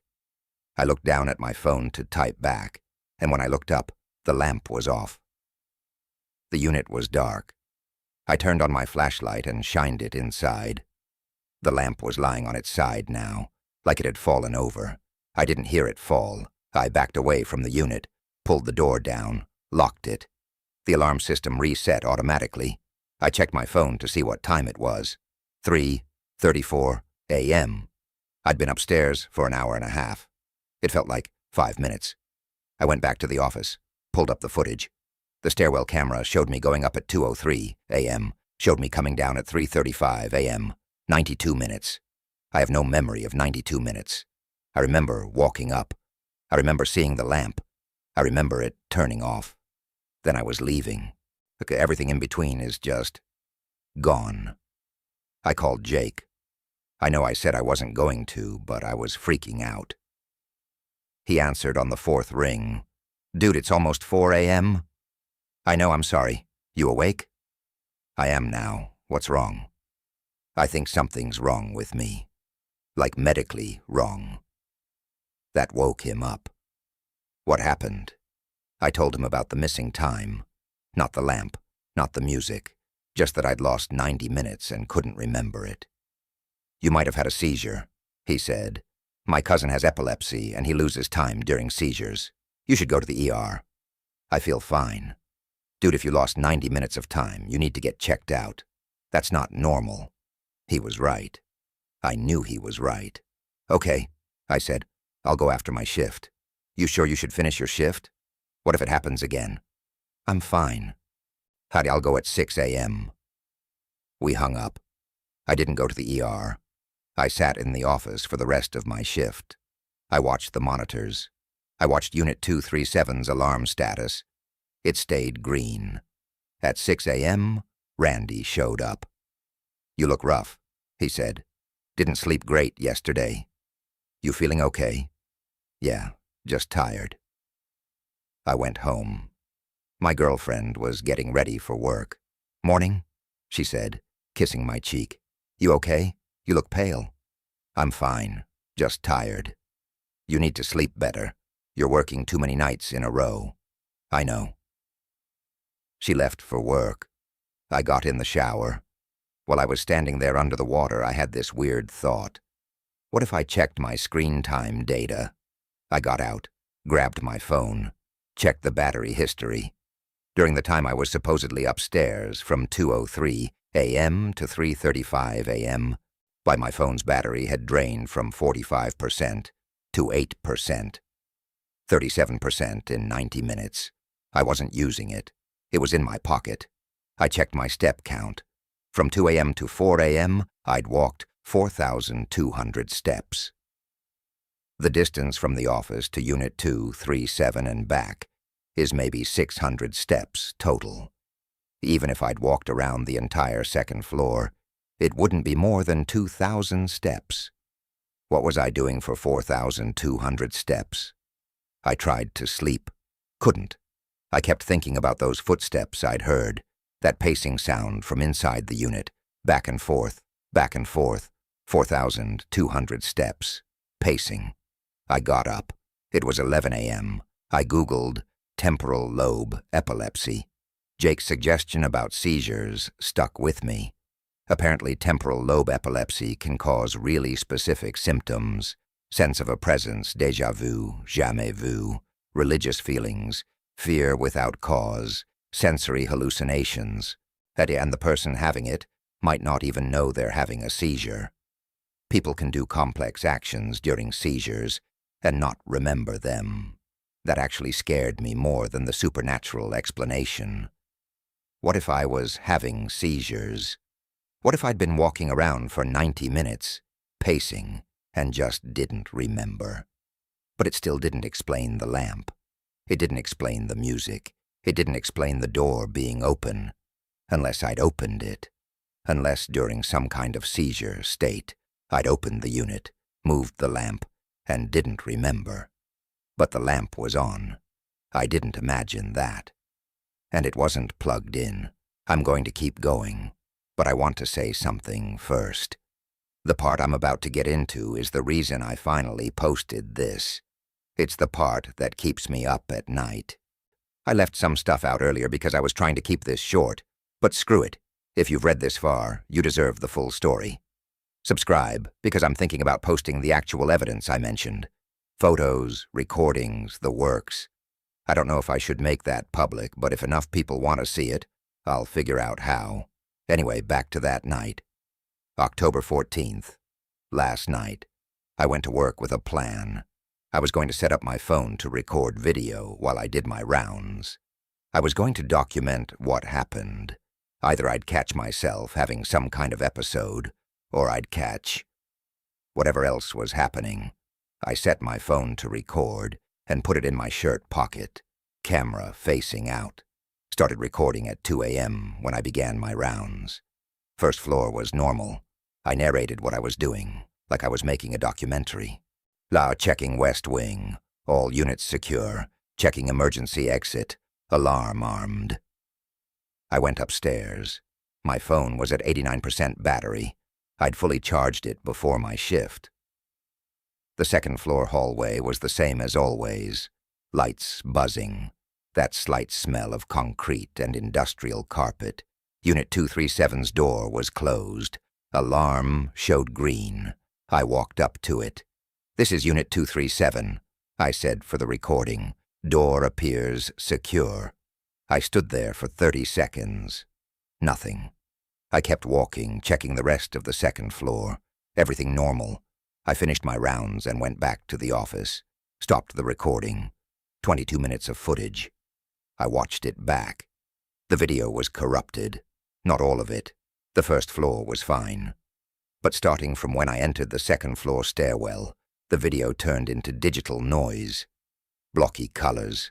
On audio that sounded like static. It cleared up again when I came back down to the first floor. 7 minutes of corrupted footage. The 7 minutes I was on the second floor. I checked my phone's storage. Plenty of space.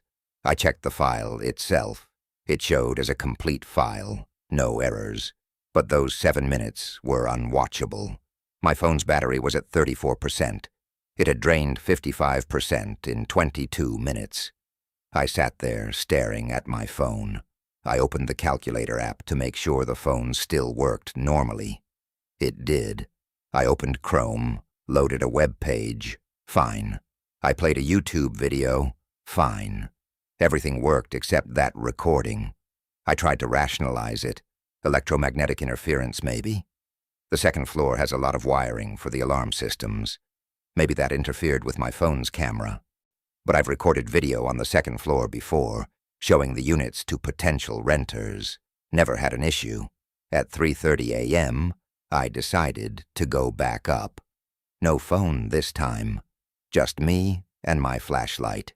I took the stairs. The second floor hallway looked the same. I walked to Unit 237. The door was open again. Just a few inches, like the first time. No light this time. Just dark.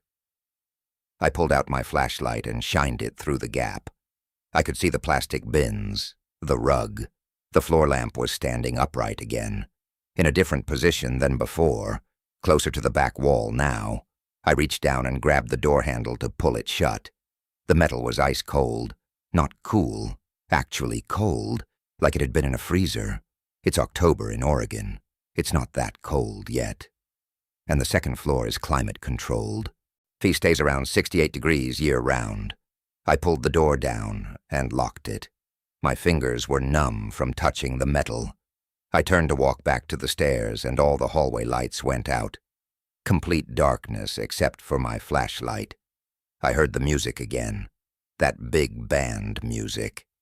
But it wasn't coming from Unit 237 this time. It was coming from further down the hall, from Unit 245. I turned my flashlight toward the sound. The beam landed on Unit 245's door. It was open, completely open. I didn't open it. I know I didn't. I'd walked past it 2 minutes before, and it was closed. The music was coming from inside, clear, loud, like a radio at full volume. I started walking toward it. Not because I wanted to. I don't know why I did it. My legs just moved. I got to the doorway and shined my light inside. The unit was empty. Completely empty. No boxes, no furniture, nothing. But in the back corner, I could see something. A figure, not moving, just standing there. It was person-shaped, but I couldn't see details. My flashlight was pointed right at it, but it was like the light wasn't reaching it. Like there was a shadow that didn't match the light source. The music stopped, and the figure turned toward me. I ran. I'm not proud of it, but I just ran. Dropped my flashlight, didn't care, just ran for the stairs. The hallway lights came back on when I was halfway to the stairwell. I got downstairs, got to the office, locked the door. I was shaking so hard I could barely get my key in the lock. I checked the monitors. The stairwell camera showed me going up at 3:32 a.m., showed me running back down at 3:39 a.m. 7 minutes. I pulled up Unit 245's rental information. It was empty, vacant since August.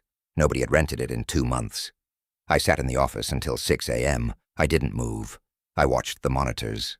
Nothing. When Randy showed up, I quit. Just told him I quit. He asked why, said I seemed upset. I told him it was personal, family emergency. He said okay, said to fill out the termination paperwork with HR. I left, drove home. My girlfriend was already awake, having coffee. "You're home early," she said. I quit. "What?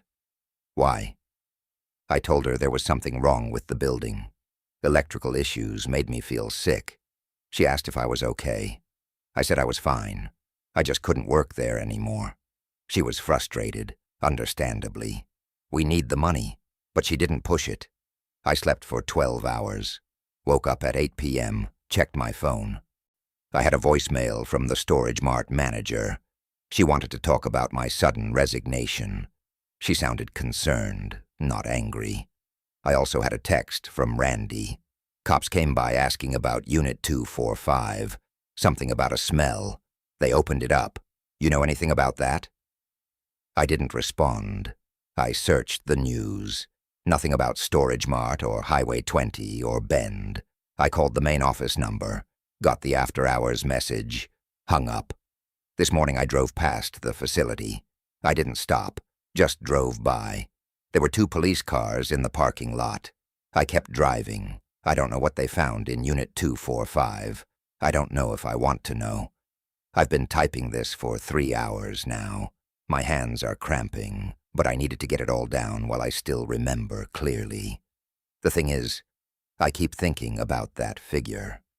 The way it turned toward me. I didn't see a face, didn't see features, but I know it was looking at me. And I keep thinking about my step count. From that night I lost 90 minutes, 4,200 steps, pacing. What if that wasn't me, pacing? What if I was standing still and something else was walking around me? I'm not going back there. I don't care if they call, if they ask questions, if they need a statement. I'm not going back. My girlfriend thinks I'm overreacting. She thinks I had some kind of panic attack, that the night shifts were getting to me. Maybe she's right. Maybe I did have some kind of breakdown, but that doesn't explain the lamp, doesn't explain the music, doesn't explain the figure in Unit 245. I looked up the article I found at the library again. The man who died in 2005. Name was David Chen, 67 years old, lived alone. Found deceased by a neighbor who noticed his newspapers piling up. The rental agreement for Unit 237 lists the renter as D. Chen. Could be a coincidence. Chen's a common name. But the lease started in March, the same month I started working there.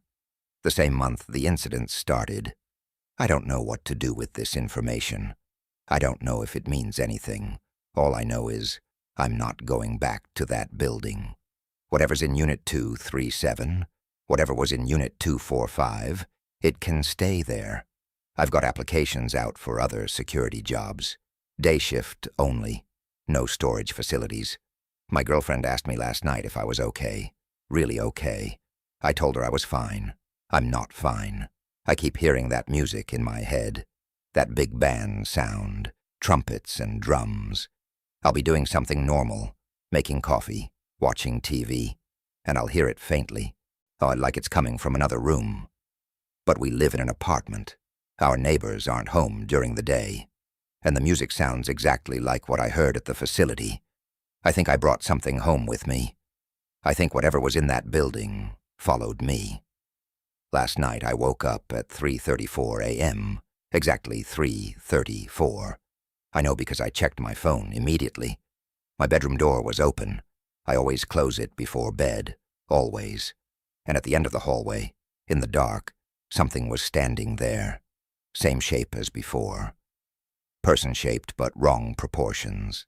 Just standing. I turned on my bedside lamp and it was gone. My girlfriend was asleep next to me, didn't wake up. I got up and checked the apartment. Every door, every window, everything was locked. Nothing was disturbed. But I know what I saw. It's following me. Well, so that's what happened. I haven't told this story in full before. Typing it all out, I don't know, it made it real again in a way I wasn't expecting. Look, I mentioned earlier there were other incidents. Things that happened before I quit, that I didn't include, because I was trying to keep this coherent. The time I found my flashlight in Unit 237 the next day, sitting on top of the plastic bins. The time the alarm system showed Unit 237's door opening and closing every 7 minutes for an entire hour. The recording I made on my last night, the corrupted 7 minutes, I still have that file. I've also started keeping a journal of what's happening at my apartment. The doors that open, the music I hear, the figure I've seen 3 times now, always at 3:34 a.m. If you actually read this whole thing, if you got all the way to the end, then you deserve to know the rest. Subscribe, and I'll post the second part. I need to talk about what I found when I went back to the library and searched deeper into David Chen's history. What I found in the property records, the blueprints of the old house that used to be where the storage facility is now, and if there's enough interest, I'll try to recover those 7 minutes of corrupted footage. I know someone who works in IT who might be able to extract something from the file. I don't know. Maybe I'm losing it. Maybe there's a logical explanation for all of this that I just haven't found yet. But I know what I experienced, and I know that building is still there, and I know whoever took the night security position after me. I hope they're okay. I really do. Thanks for watching. Seriously. Just knowing someone else knows about this now, it helps.